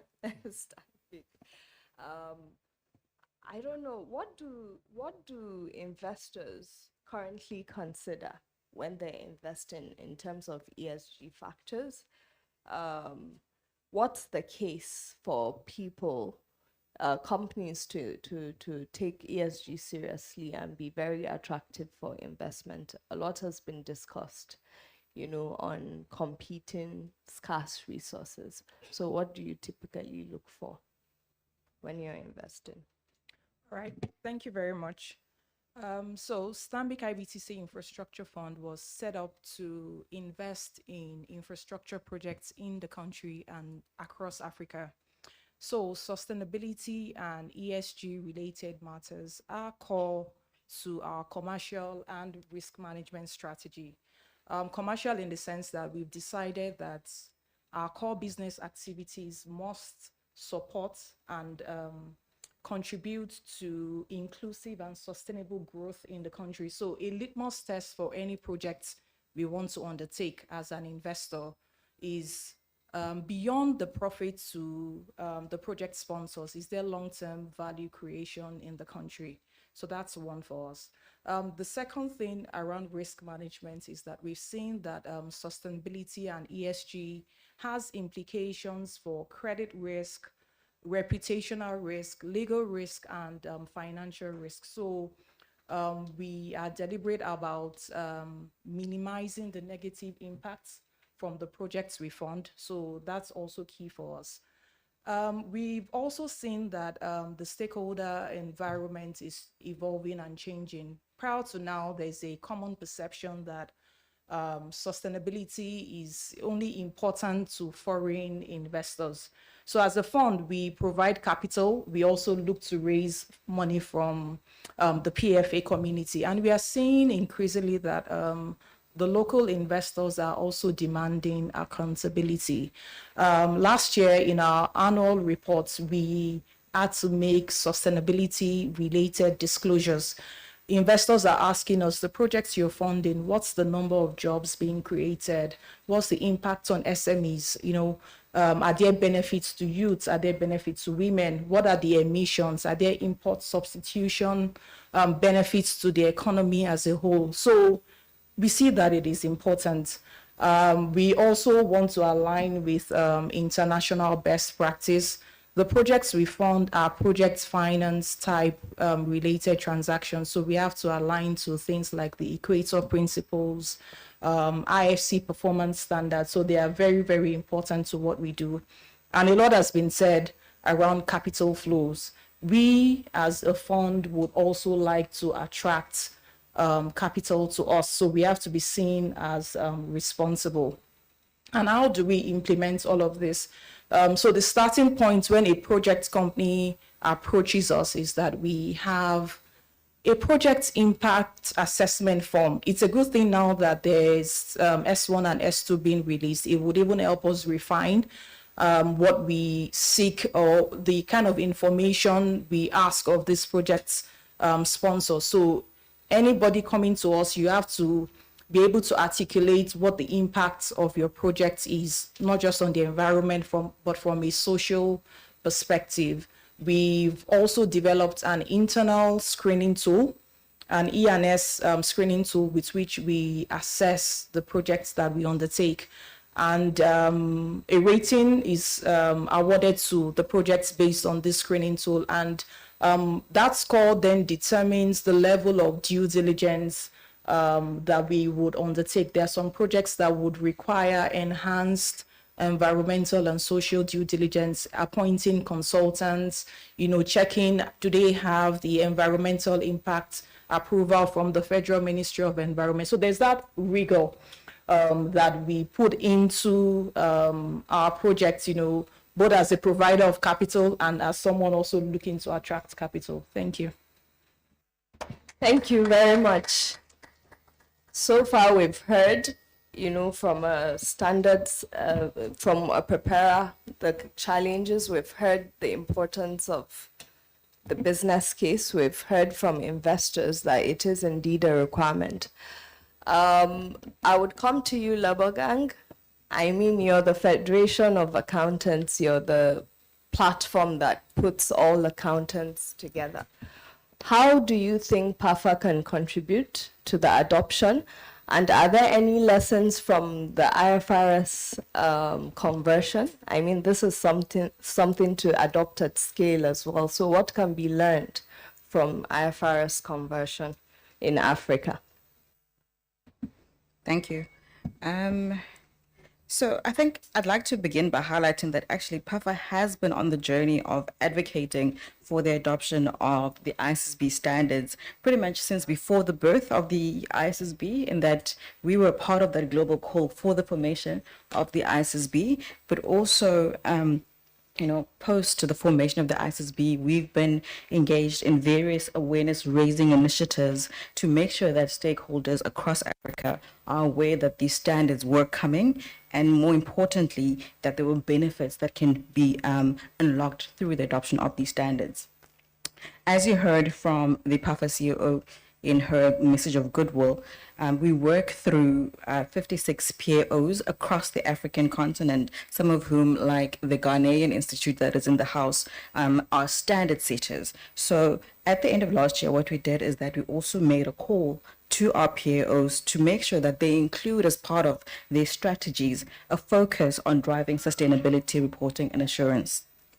We continue to raise awareness and advocate for adoption and implementation of the ISSB standards through various outreach initiatives, including engagement at an AU level, who we actually have an MOU with. We also believe that adoption, right, has to be followed by effective implementation. So to that end, we've been in conversation with various stakeholders, including the IFRS Foundation, with a view to develop mechanisms to aid capacity building for the continent. Finally, I want to reiterate the message that has been articulated a few times on this platform, that the African voice has to be heard. We have an opportunity, based on being the trendsetters, or the global first, really, to adopt, to participate in the standard setting processes a lot more effectively and more meaningfully. So what I'm asking for is that you participate in the consultation processes of the ISSB. PAFA has a process where we actually circulate through the PAOs, so a draft response to any of the international consultations that are issued. So we ask that you please provide your input, respond individually or as a collective as you see fit, but also give us your input as PAFA, so that we take that forward and make sure that the standards are fit for purpose for the continent. And then as it relates to some of the lessons learned, I will answer that in kind of two perspectives. From a local regulator and PAO, I would encourage that they create spaces for knowledge sharing and professional development among those involved in sustainability reporting. So for example, if I take, I think even ICAG, but it's certainly in Zimbabwe, one of the things that they did in supporting IPSAS adoption was to introduce the annual public sector conference. So opportunities like this, where you have people come together to exchange knowledge and learn more about the standards, are one way to make sure that there is meaningful appreciation, and of course the standards are mainstreamed. And then there is also certification processes. I know that the ISSB is in the process of developing an e-learning, a white label e-learning platform that is freely available.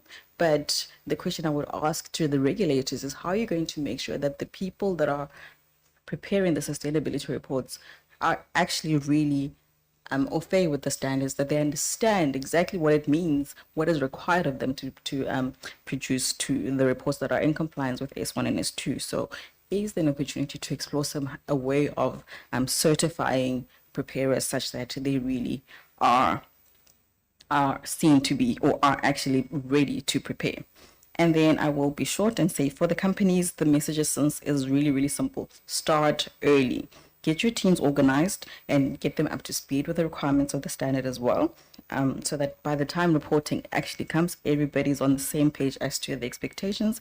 And then create cross-functional teams and a work plan, so that your sustainability teams and external reporting teams are aware of the deadlines and anything else that needs to happen to make sure that you are producing the high quality sustainability standards, or rather sustainability reports. I will pause there in the interest of time. Thank you. Thank you very much for being asked, because I threw two questions at you, so thank you. Moving to SEC now.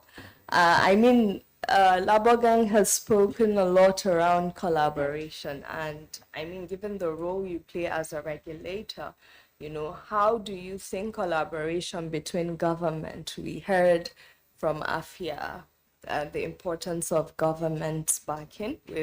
So how can collaboration between the government, regulators, industry bodies, and financial institutions be strengthened to foster adoption and accelerate the pace? Because we've heard start early. Thank you, Rukaya. I think, as the saying goes, that a tree cannot make a forest. So we all have to come together, collaborate, and then work towards achieving the common goal. Because if every agency is doing its own thing on its own, and the market is also doing something else, we end up working at cross purposes, and at the end of the day, we end up not achieving anything. So for us to collaborate effectively, there is need for stakeholder engagements. We need to be talking to each other.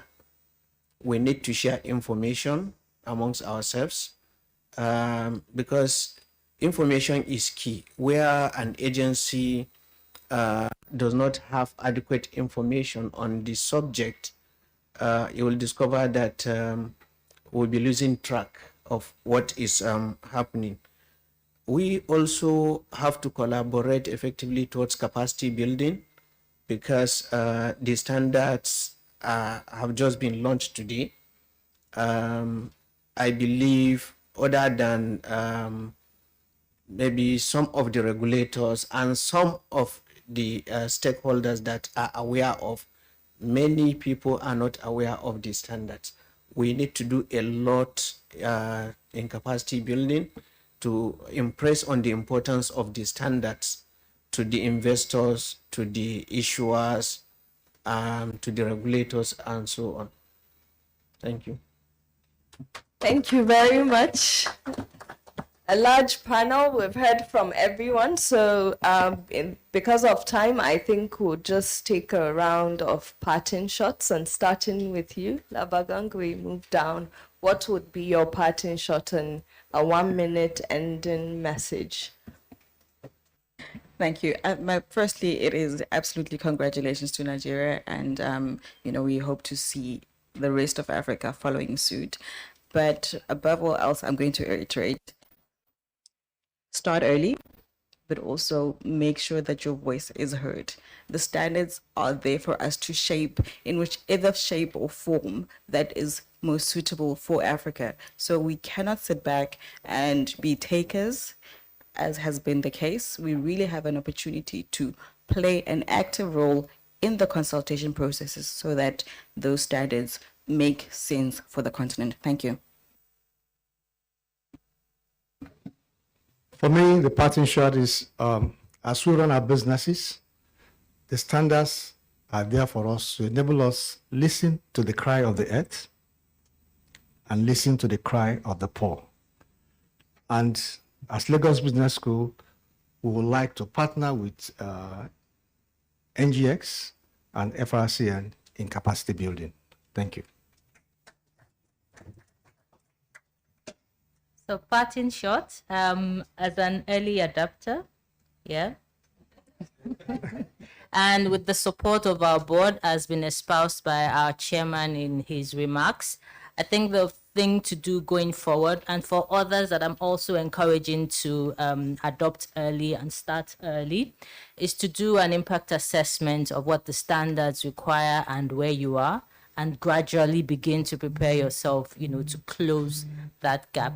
I see a huge challenge as we, try to marry our ambition with our reality in terms of sustainability is more long-term focused, and our business is usually on a quarterly basis, and we're, held to account by our shareholders. So the question and challenge would be, how do we marry our ambition and targets, for sustainability with what is the reality that we face on our quarterly basis? So doing an impact assessment and knowing what part of the table to chew and going on gradually would be my encouragement to other preparers. Thank you very much. Over to you, sir. Thank you very much. So after all has been said and done, the implementation of the sustainability standards should be followed by enhanced capital flows to the continent. Thank you. Thank you. As a user of financial information and a provider of capital, I would say I welcome the access to consistent and comparable information that we will get from the disclosures that we expect to see going forward, and also to enjoin companies to take advantage of the opportunity this presents to them to proactively articulate how they see sustainability and climate-related risk and opportunities, the impact on their business model, their strategy, because all of these go into the assessment of, you know, how investors see companies, how enterprise value is assessed. There's a lot going on about development of sustainability-linked financial products. So this qualitative and quantitative information that we expect to see going forward would really be useful, and I can say that we are looking forward to it. Thank you. Thank you. Last but not the least, Mr. Abdusalam. Thank you. So the two standards that have been issued will go a long way in attracting capital across the across the Africa, and that is one of our key interests as capital market regulators. For us to achieve that, we have to ensure adequate investor protection, which the standards will help us in achieving. Now, the Adoption Readiness Work Group, which we are members of, we have to contribute a lot to the success of that group. And the SEC will make sure we will not take the back seat, but we will take the driver's seat, if I may say that. Thank you. Thank you. Thank you so much. We've all heard from our panelists, and I would like to end by congratulating the ISSB. And it's time to get the ball rolling in all our various capacity. Thank you for your kind attention.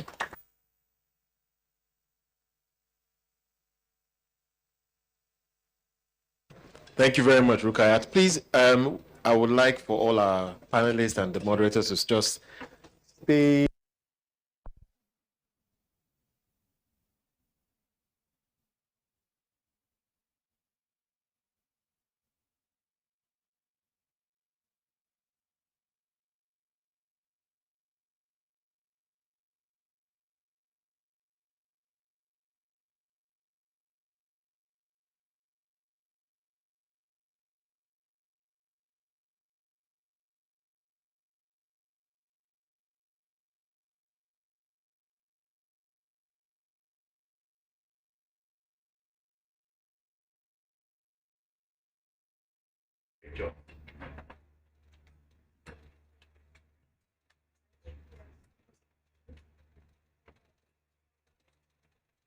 All right, so we are about to the launch, and as we get ready, I think we are ready for that now. So I think on that note, I would like to invite the Executive Secretary and CEO of the FRC Nigeria, Ambassador Ahmed, if you please step forward, and I will yield this stage to you for the launch.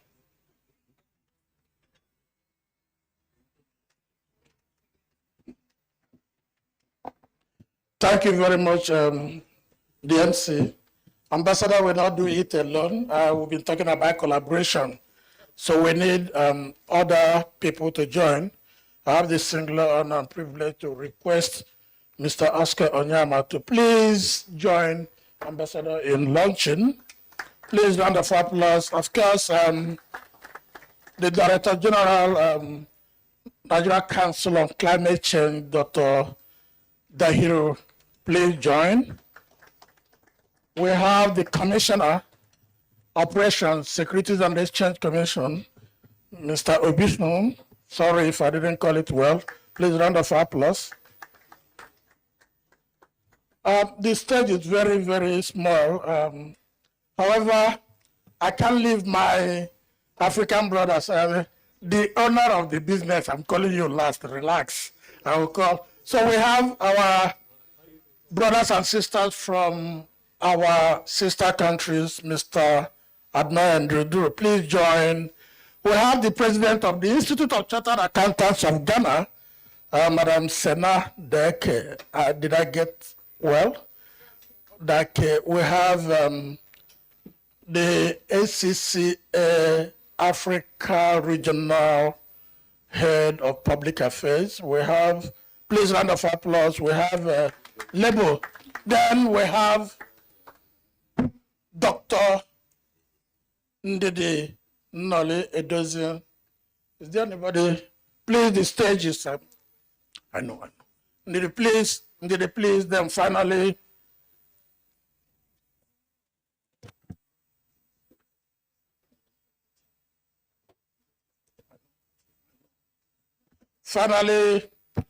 my moderator, it's now for me to invite you to know we have worked collaboratively and I can.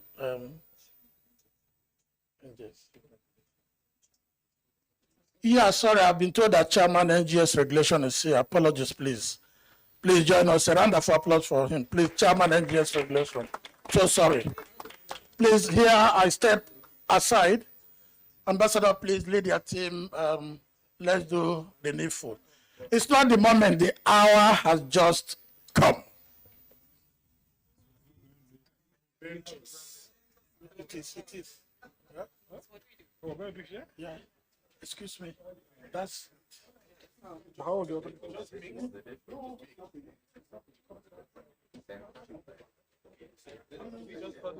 yeah, follow. Yes, to support him. Okay.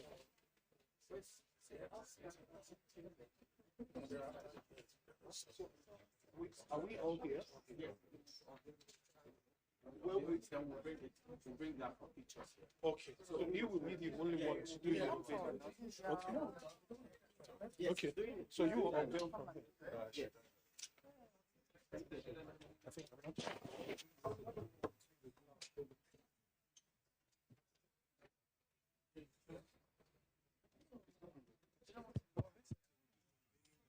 pictures later. Yeah, we'll remove it and bring it for pictures. All right. Once again, good afternoon, ladies and gentlemen. So, on behalf of my colleagues up here, it's an honor and privilege for me to launch the IFRS S1 on general requirement for disclosure of financial sustainability reporting, and the IFRS S2 climate disclosure requirements. So on behalf of the International Sustainability Standards Board, on behalf of the Financial Reporting Council and NGX Group, it's an honor and privilege for me to do the launching. Thank you.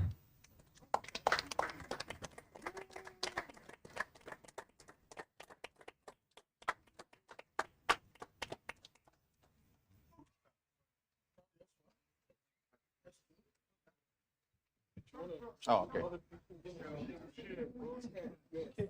All right. Yeah. Please. Yeah, please. I think you should be holding it. Yeah. Why we just No, we're behind you. No, I think rightfully so. You should be holding it. We'll just support it.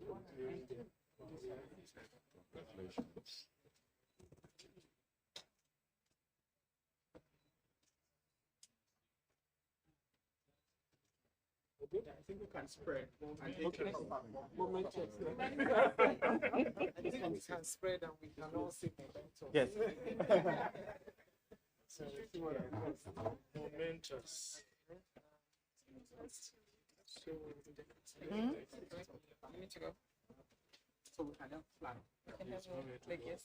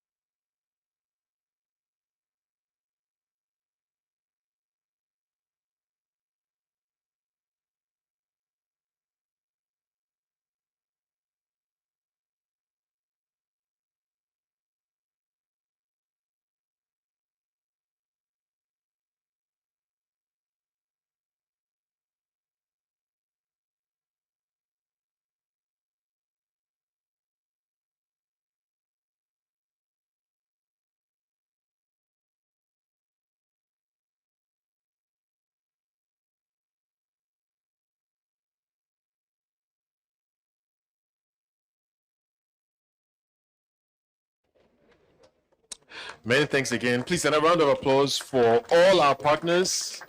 Many have traveled from very far to join us for this momentous occasion. Thank you so much for that, Mr. Albison. All right. I would like to appeal. I know some are leaving the stage, but I would like to call some back, please. I have been told that we need this photograph. So, sir, if you can just stay, please. Mr. Albison, please. So, can we have Mr. Albison, Ambassador, back on stage, please? Dr. Ndidi, please, if you can. Mr. Oyema, please, if you can join them as well. And Ms. Awe, please, if you can also join them as well. We still have some speeches. I'm coming. We have not finished. Not finished.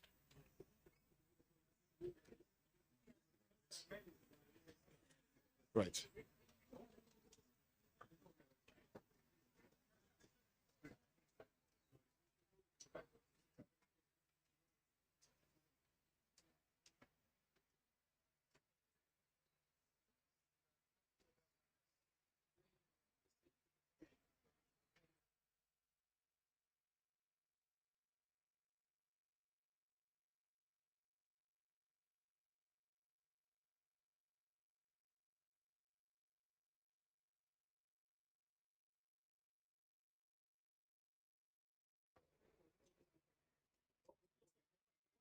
We done?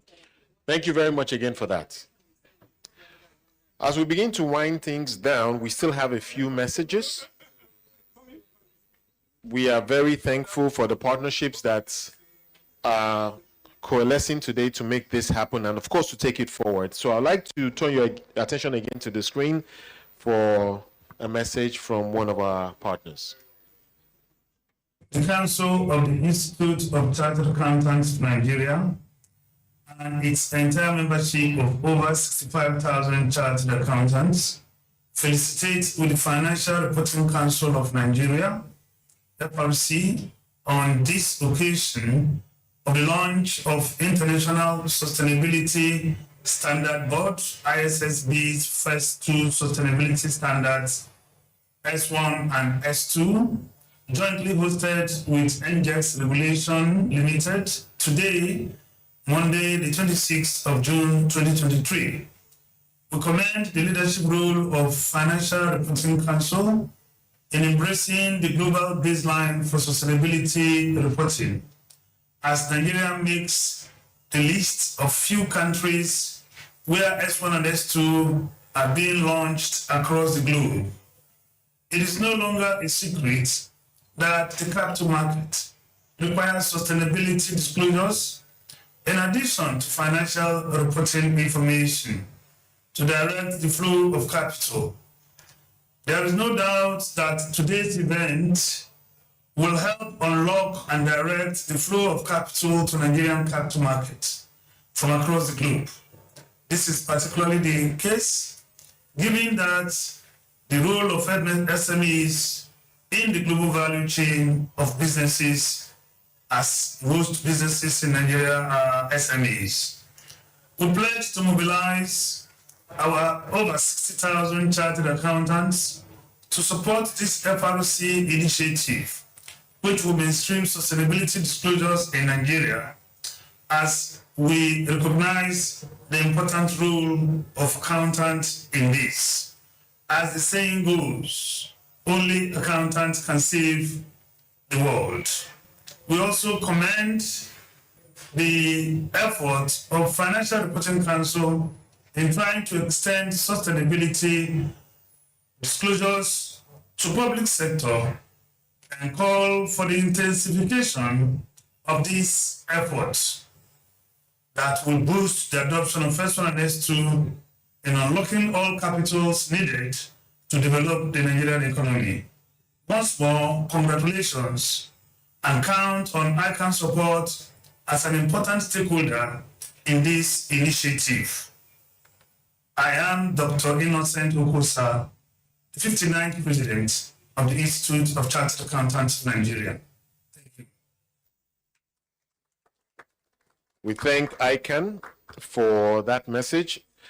I'd like to now call on Ms. Sena Dake, President of the Institute of Chartered Accountants of Ghana, to also add her voice to the congratulations and celebration of today. Please, a round of applause for her.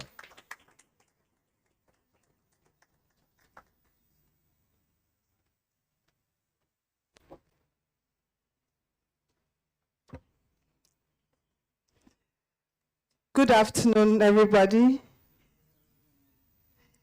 And I stand on existing protocol and bring you warm greetings from ICA Ghana. My name is Sena Dake, the president of the institute, and I'm here with the vice president, Mr. Augustine Addo.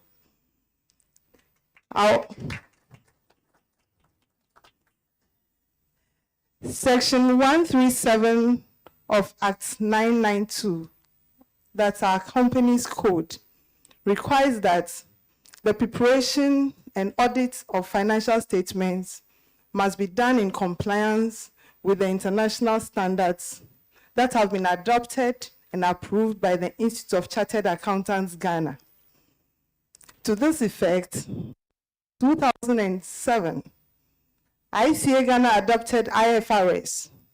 And since then, we've adopted the IPSAS, the International Standards on Auditing, and the National Code, Corporate Code has also been adopted. Before 29 July 2022, when the exposure draft of the standards by ISSB was released, ICA Ghana commented and contributed to the exposure draft that was issued. ICA has also started a lot of capacity building. And in July, we'll be having a sustainability day. We join our brothers in Nigeria and across the globe, and by the authorities conferred on us, we announce an early adoption of the ISSB standards IFRS S1 and IFRS S2.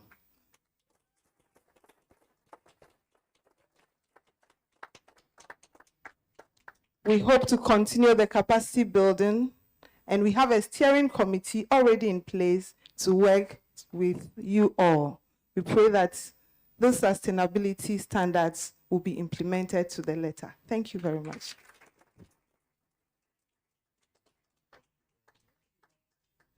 Thank you so much for that announcement and also for joining us today.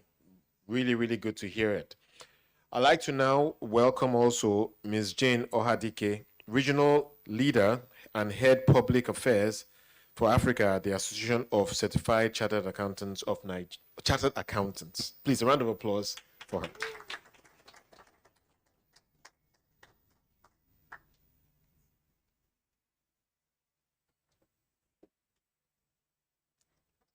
Good afternoon, everybody. Just standing by existing protocols, it's a really great pleasure and honor for me to be here today representing my organization. I'm here standing before you in the capacity of being a member of the Adoption and Readiness Working Group.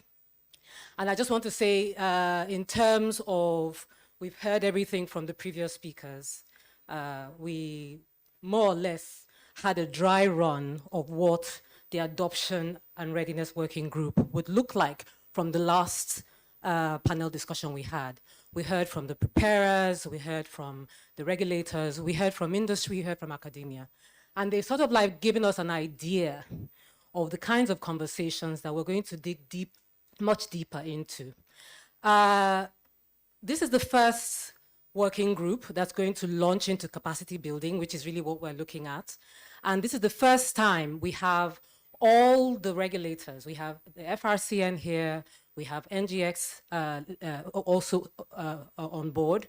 We also have all the big four working together and collaborating towards sustainability. We also have the national accountancy bodies here.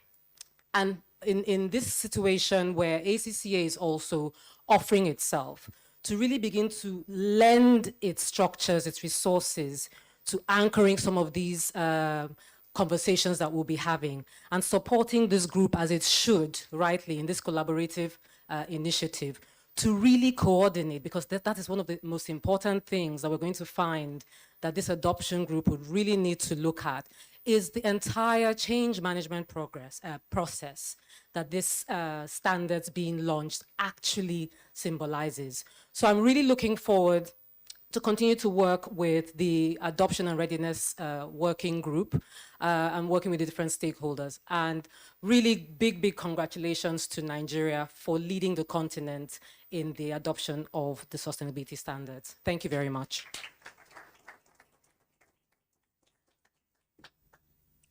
Thank you very much for that message as well. I think we're all together in this. We want to make it work. We want to make it happen. And I think that the enthusiasm is palpable. So let's get it started. As we begin to round up now, I want to just invite Dr. Ihanyi Anyahara to leave some closing remarks with us. Please, a round of applause for him.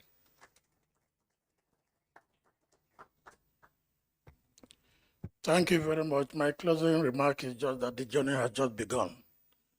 And we need to jump, we need to work together and ensure a seamless implementation of sustainability reporting standards.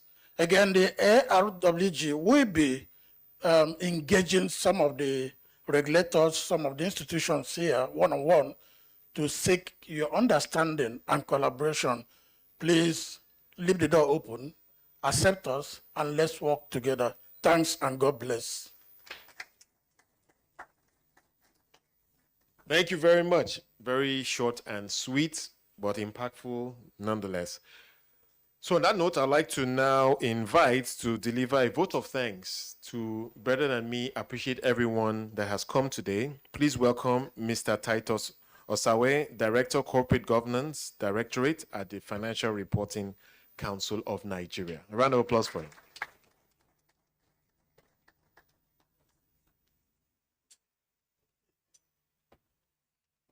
Okay. Good afternoon, everybody. I think I've been given a very simple task to just say thank you to all. But I think we also want to do it in a manner to show our appreciation to everyone that has been present with us here, those physical and of course, those who have joined us virtually. We have a combination of several persons here, from the preparers, the regulators and all of that. I mean, that shows the importance that have been put on this kind of program. I recall that Mondays is usually one very important day for every organization. You hear they want to go on for management meetings and all of that. So for people to gather on a Monday morning from about 10 or thereabout to listen and to at least put in a lot of talk into something that we have come to globally, as it were, accept as something that is good for the now. I think we need to say a very big thank you to all of us for leaving our various offices to be part of the collaborative effort of Financial Reporting Council, the NGX group, and of course, IFRS Foundation, as it were. So I want to say a very, very big thank you to all of us.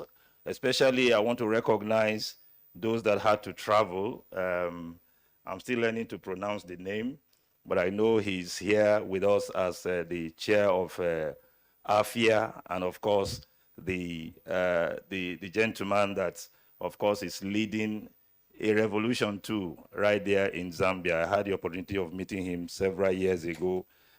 You are welcome to Nigeria. He said he's here for the very first time, Mr. Nduru Duru. Welcome. And of course, sister from the PAFA, the technical director, you're also welcome. I don't know whether this is your first time too, but I'm sure you are enjoying your stay here for the very, maybe number of days that you are here. It's also good to have our president from ICA Ghana. You're welcome too. Permit me, I may not be able to mention all of us, but I will recognize the presence of our Mr. Oyama, the NGS group head, and of course the team that has come together to make this very occasion, as it were, permit me to also use that word, a momentous occasion. So thank you very much. For those of us that will be traveling back, we wish us journey mercies. I won't fail, I will be failing in my responsibility of carrying out this particular great role if I don't recognize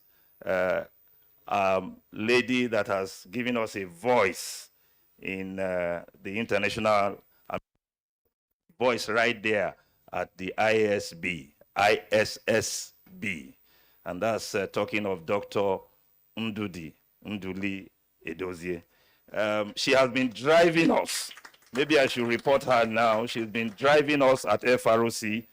Luckily, we have Dr. Inhai, who she has, of course, put also on the front burner. We are grateful that the voice of not just Nigeria, the voice of Africa is being heard now. I recall in the days of IFRS, we said we jumped into a moving train. Thank God we did not sustain injuries. But of course, now we are all starting at ground zero. So at least we will not, we'll have less complaint, as it were. So we thank you, madam, for the good job that you are doing. And of course, I need to close this by also thanking my very amiable executive secretary, CEO. The truth of the matter is, with him, we are doing so many things.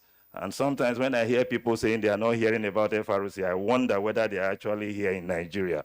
We are doing things silently, but I think we are certainly coming a long way. We are getting first and getting victories and getting things done quietly. So I want to thank you, sir, for leading the team.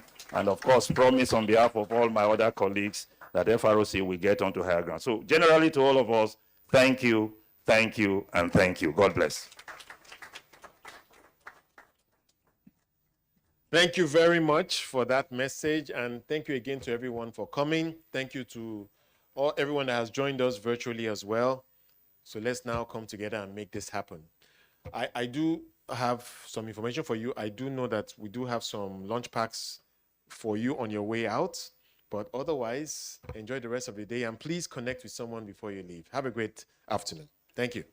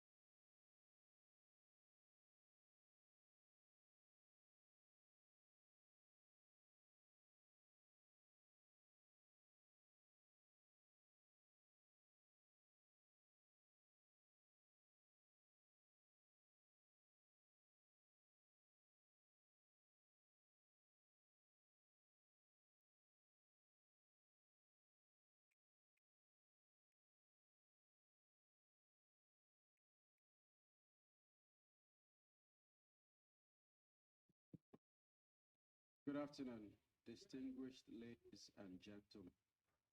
Thank you for joining us for this closing gong ceremony this afternoon. I think without further ado, let's jump right into it. Invite Madam Tinuawe, the CEO of our regulation, NGX regulation business, to please do some introductions and also set the stage for why we're here. Thank you very much, Temi, and good afternoon to the floor. Thank you very much for honoring us with your presence. It's a great pleasure to be here, and let me do the introductions. I'm not going to do them in order of hierarchy, but just from left to right, and I hope I'm forgiven for that. So on my extreme right is Dionara Aria, and Dionara is seconded from E&Y to work with the IFRS Foundation, and she's been working with us on the Nigeria launch for a while. Right next to her is Lebo, and I'm not going to attempt to pronounce Lebo's last name for fear of mispronouncing it, but Lebo is Technical Director for PAFA, the Pan-African Federation of Accountants, and she comes to us all the way from South Africa. Next to her is DG Salihu of the Climate Change Council of Nigeria, and there's a lot of activity going on in that space, including some carbon regulations that we should be looking to. Next to him is my very own chair, Mrs. Catherine Echeozo, Chair of NGX Regulation Limited. Next to her is Executive Commissioner for Operations, and of course we all know him, Mr. Dayo Obisson. Thank you very much. And then of course Temi, and next to Temi is Dr. Ndidi Noli Edozian, who is a member of the ISSB board, African Nigerian sister. Next to her is the DG Ambassador Shuaibu Ahmed of the FRC, not DG, ESCU. I can see Dr. Ayahara actually boring because actively correcting me as he always does. And next to him is my brother, Dr. Ayahara, who is a co-chair of local organization, as we called ourselves, for the ISSB standards. And next to him is Mrs. Jane Ohadike, who is with the ACCA, and grab her for capacity building, she's promised. Next to Jane is Senad Dake, who is the president of the Institute of Chartered Accountants Ghana, which is both a public accountants organization as well as the regulator of the accounting profession in Ghana, and just announced that Ghana has early adopted the ISSB standards today. And then, of course, is my brother from Zimbabwe, Admire, and I'm not going to attempt to Ndudurudu. Yes, you see, I mispronounced it. And Admire is the secretary for the equivalent of the FRC in Zimbabwe. I am not going to attempt to name the body because I don't know the full name. And I will hand over very quickly back to Temi. Thank you very much. Thank you very much, Senator. We'll take a couple of very quick, perhaps welcome remarks. But I think first and foremost, let me invite Madam Ndidi just to, for 2 minutes, speak to us what all of this is about. Thank you. That was a surprise. It's a great honor. I remember standing up here to launch one of the listed companies, premium board listed companies sustainability reports when I was Chief Sustainability and Governance Officer. And then Nigeria was leading for Africa. Today, it's my great pleasure to say that Nigeria and the Nigerian Stock Exchange, led by the Financial Reporting Council of Nigeria, is leading among global leaders, and in fact was the first to step up and say that we're going to build the capacity of our local preparers to ensure that there is preparedness to provide decision-useful information to global capital markets and to investors, and ensure that capitals flow towards more sustainably and climate-ready businesses on the continent. And so I actually just want to applaud NGX, who is our host here today, and right next to me, the Executive Secretary of the Financial Reporting Council of Nigeria, without whom the International Sustainability Standards Board would not be standing here today. I also want to thank the other countries that are present, South Africa, Zimbabwe, Ghana, and I want to say that even though today is a momentous day and very important, the journey begins today. It's day zero. But it's not just day zero for Nigeria, it's day zero for the entire world. And Nigeria is more prepared than other countries for this journey. And we are very optimistic that working group, which is a cross-section of regulators, preparers, accounting bodies, most importantly, aligning everyone around one global baseline, one set of sustainability that is the baseline for all others, not many. It will actually simplify and enable effective, burdensome, really data reports that will and support investors to make useful information for better decisions will be beneficial to the African continent. Thank you very much. Thank you very much. And you spoke about how you are thankful to NGX for this. I think it's really NGX regulation. We should also really applaud for that. And please let me invite, also as a surprise, the chairperson of NGX regulation, just to say a few comments. Thank you very much. Good afternoon, ladies and gentlemen. I think what we are seeing today, or what is starting today, we need to appreciate.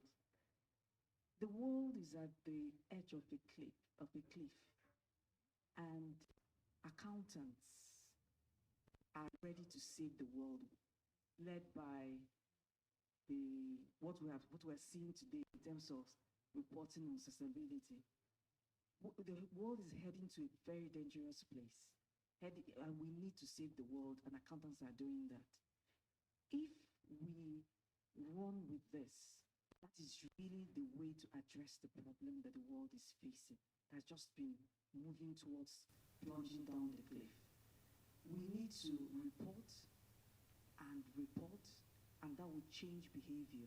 So I'm so proud of our Financial Reporting Council of Nigeria and ISSB, and everybody has come together to make this happen, because we need to change behavior, otherwise nothing left.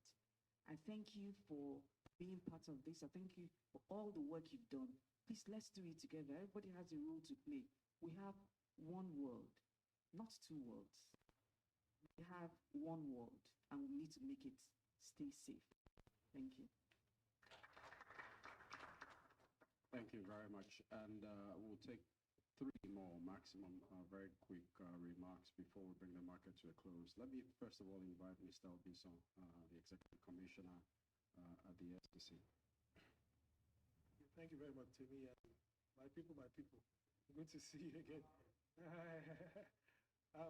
So a lot has been said. So we, on our part, as standard promoters, gate watchers, will keep working with all the relevant stakeholders, FRCN, ISSB, just to enhance the knowledge in this field. Bring to the fore better the opportunities that are inherent, and just make sure that we just continue staying, keeping, and being ahead of being relevant in the global financial space. Thank you very much, and good to see you again. Thank you very much. So I would ask the steer regulation to give us one more remark before finally we listen to, like you said, to the Executive Secretary CEO of FRC. So let's have Tino first again, just to speak to us. Thank you. Thank you very much, Temi. I don't think this is a time for long speeches, and I think everything that I would have wanted to say has already been said.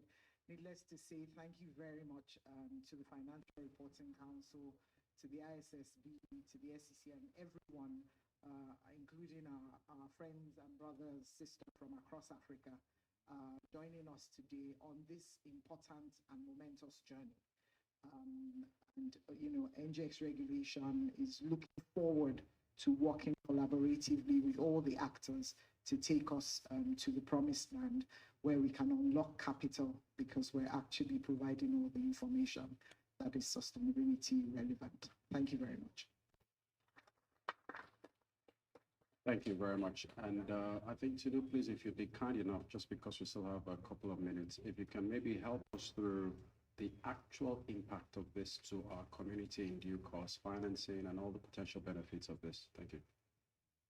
Okay, so sustainability disclosure. The market is basically a place where you need to have loads of disclosure because you're coming to get capital. So the capital market is a market where you buy capital. And I think one of the things that we keep emphasizing in regulating the market is that the folks that are the providers of capital need to have information about you.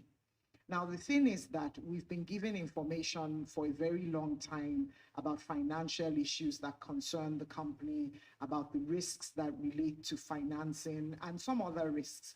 What the standards are telling us is that there are certain risks that go to the bottom of the company. There are certain risks that go to the survival of the company.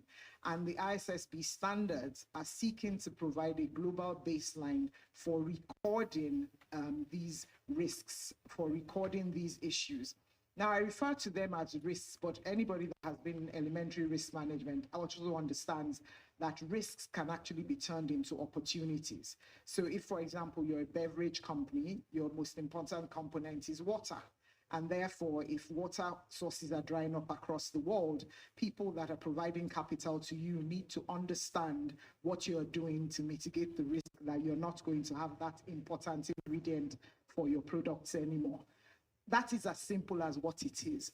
And it's basically looking through your business to find out those things that are fundamental to your business and can be the difference between whether you survive or you don't survive. And informing the providers of capital and indeed everyone that is interested in your business, because we know it's not only the providers of capital, stakeholders, there are all sorts of other stakeholders interested in your business. Being able to say to them, we've identified those things and this is what we're doing. In the case of that beverage company, it may be that we're doing R&D where we don't need as much water. And so that risk is not going to materialize. It may be we're providing sustainable sources of water, looking into how we ensure that water resources are sustained. But you're doing something and it's attached to your financial bottom line. So that's it in a very short, very briefly, very, very important to the market, just like any other type of disclosure is. And really what will help the market to grow, because you have that sustainability, you have that transparency, you have that integrity, and people know what you're doing in your business.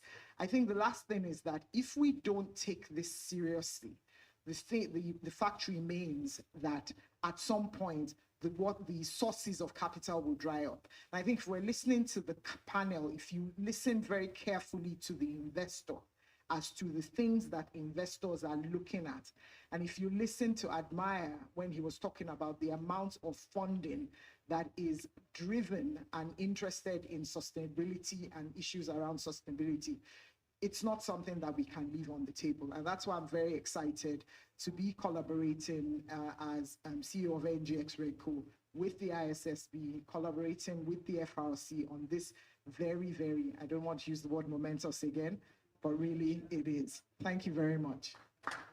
Thank you very much. Thank you. And I think without further ado, let me invite you, sir, please, to address us quickly. Thank you so much. Good afternoon, everyone.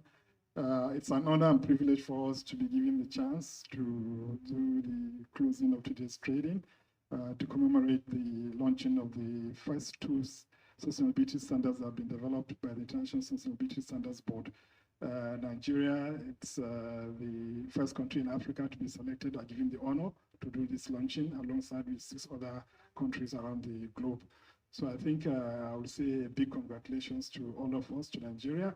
And one of the key message or takeaways is that with the launching of these standards, if we implement them properly, there should be private capital flows into the country. Globally now, there are over $2.something trillion in green finance waiting to be deployed. We feel that it's the right step for us to launch these standards in Nigeria, and hopefully with the other stakeholders, we'll make sure that we get it right in terms of implementation so that those private capital flows can come to our country. Once again, congratulations, Nigeria, and thank you so much for being part of it.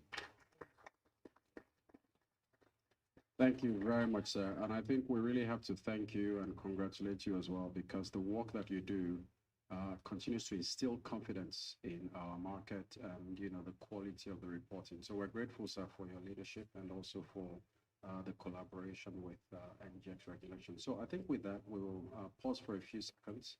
I will hand the gavel to you, sir.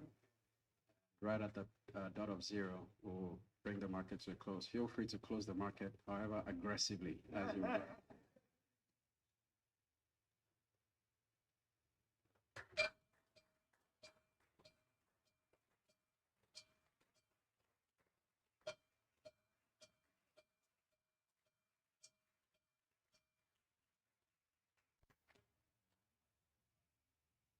Thank you very much, sir. Thank you so much. And thank you. So I think we have to listen to the doyen. I should apologize. I should have also recognized some of the people in the audience when we did introductions. I see, for example, some directors from NGX regulation. Actually, Tinu, maybe I should have you do the introduction so I don't get in trouble. And the doyen. Yes, I have one of my directors from NGX regulation who is also a broker. And that's why he's sitting very comfortably, rotating in that chair, Mr. Ebilate Makioroki of the City Code Financial Conglomerate. I think that's all for directors. I have members of the EXCO of NGX regulation here. My EXCO is an all-male EXCO. Tony Adenuba, who is head of rules and adjudication, Abimbola Babalola Bablo, who is head of market surveillance, and Femi Shobanjo, who is head of broker-dealer regulation. Thank you. Thank you very much. And I recognize the chairman of ASHAN, Mr. Simon Okoye, who's also joined us this afternoon. Thank you. So we'll take the final speech, which is from the doyen. Thank you, the CEO. And I want to also thank the chairperson of NGS regulation and the chairman, Financial Reporting Council, and all his team. And I will also want to single out our senior prefect, SEC, represented by Dio. I know anybody in this market that doesn't know Dio, I know it's just a newcomer. Dio name is like that of antelope.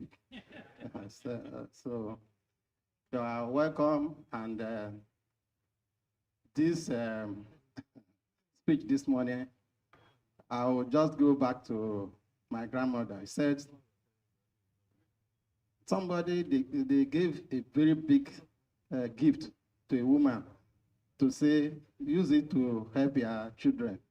She said, how will I thank this person? Will I sit down or will I stand up? Will I, how will I thank this person? Because what you brought to us today is very, very big to us. And I don't want to use the word mementos.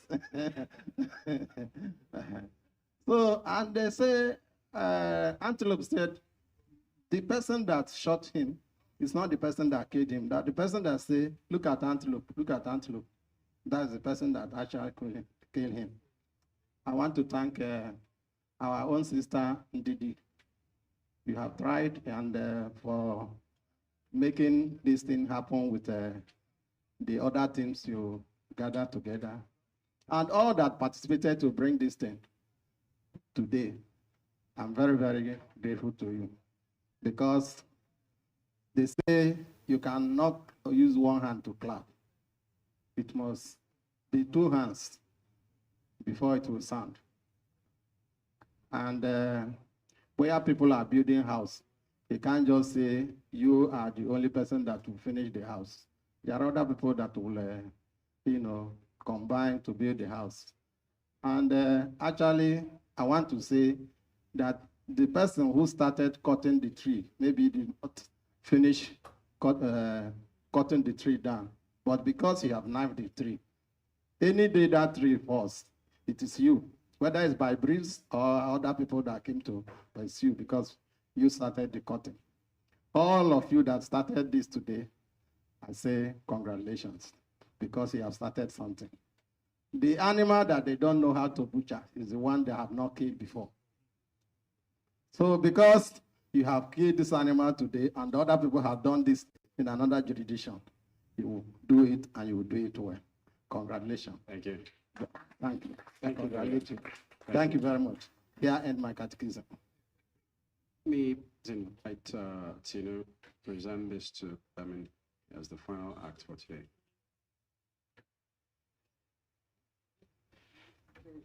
It gives me great pleasure indeed to present this instrument to you, decorative, and we hope that it finds a pride of place on your table at the ISSB. Nothing will please us more, because it shows the fact that you're supported by your friends on the continent, and that we appreciate the work that you're doing, and we want you to keep working in consonance with the rest of the globe and in furtherance of the development of Africa. Thank you very much. Thank you.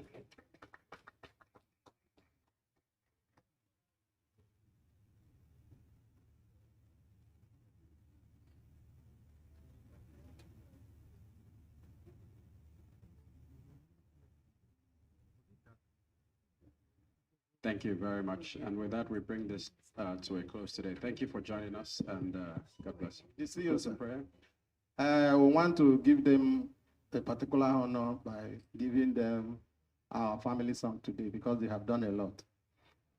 Because he that is dancing does not see his or her back. It is those that are watching that will know you are dancing well. You dance well today. We want to sing our family song for you. Okay, can everyone stand up? Let's hold our hands.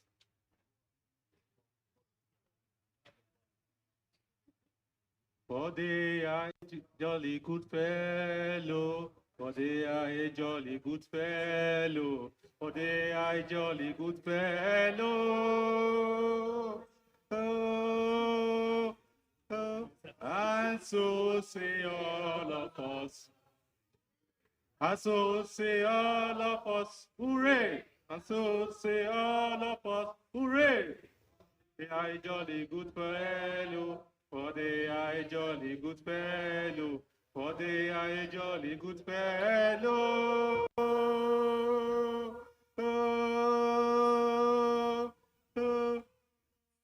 And so say all of us. 3 hearty cheers to our guests who have come here to launch the International Sustainability Standard Board program for sustainability reporting in Nigeria.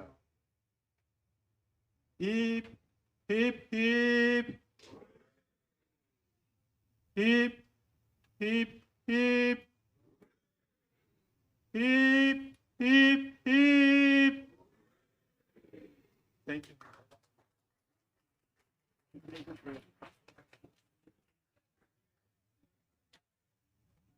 The closing prayer, please. In Jesus' name we pray.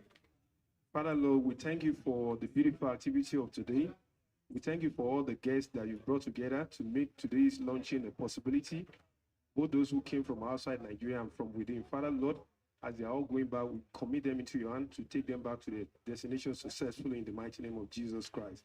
Even with the brokers that we came here today, as we're going back to our business, we commit our journeys into your hand. Father, Lord, guide us back home safely in the mighty name of Jesus Christ. Above all, let this program be a program that impacts the market positively and create a sustainability environment for each and every one of us and for posterity's sake. In Jesus' name we have prayed.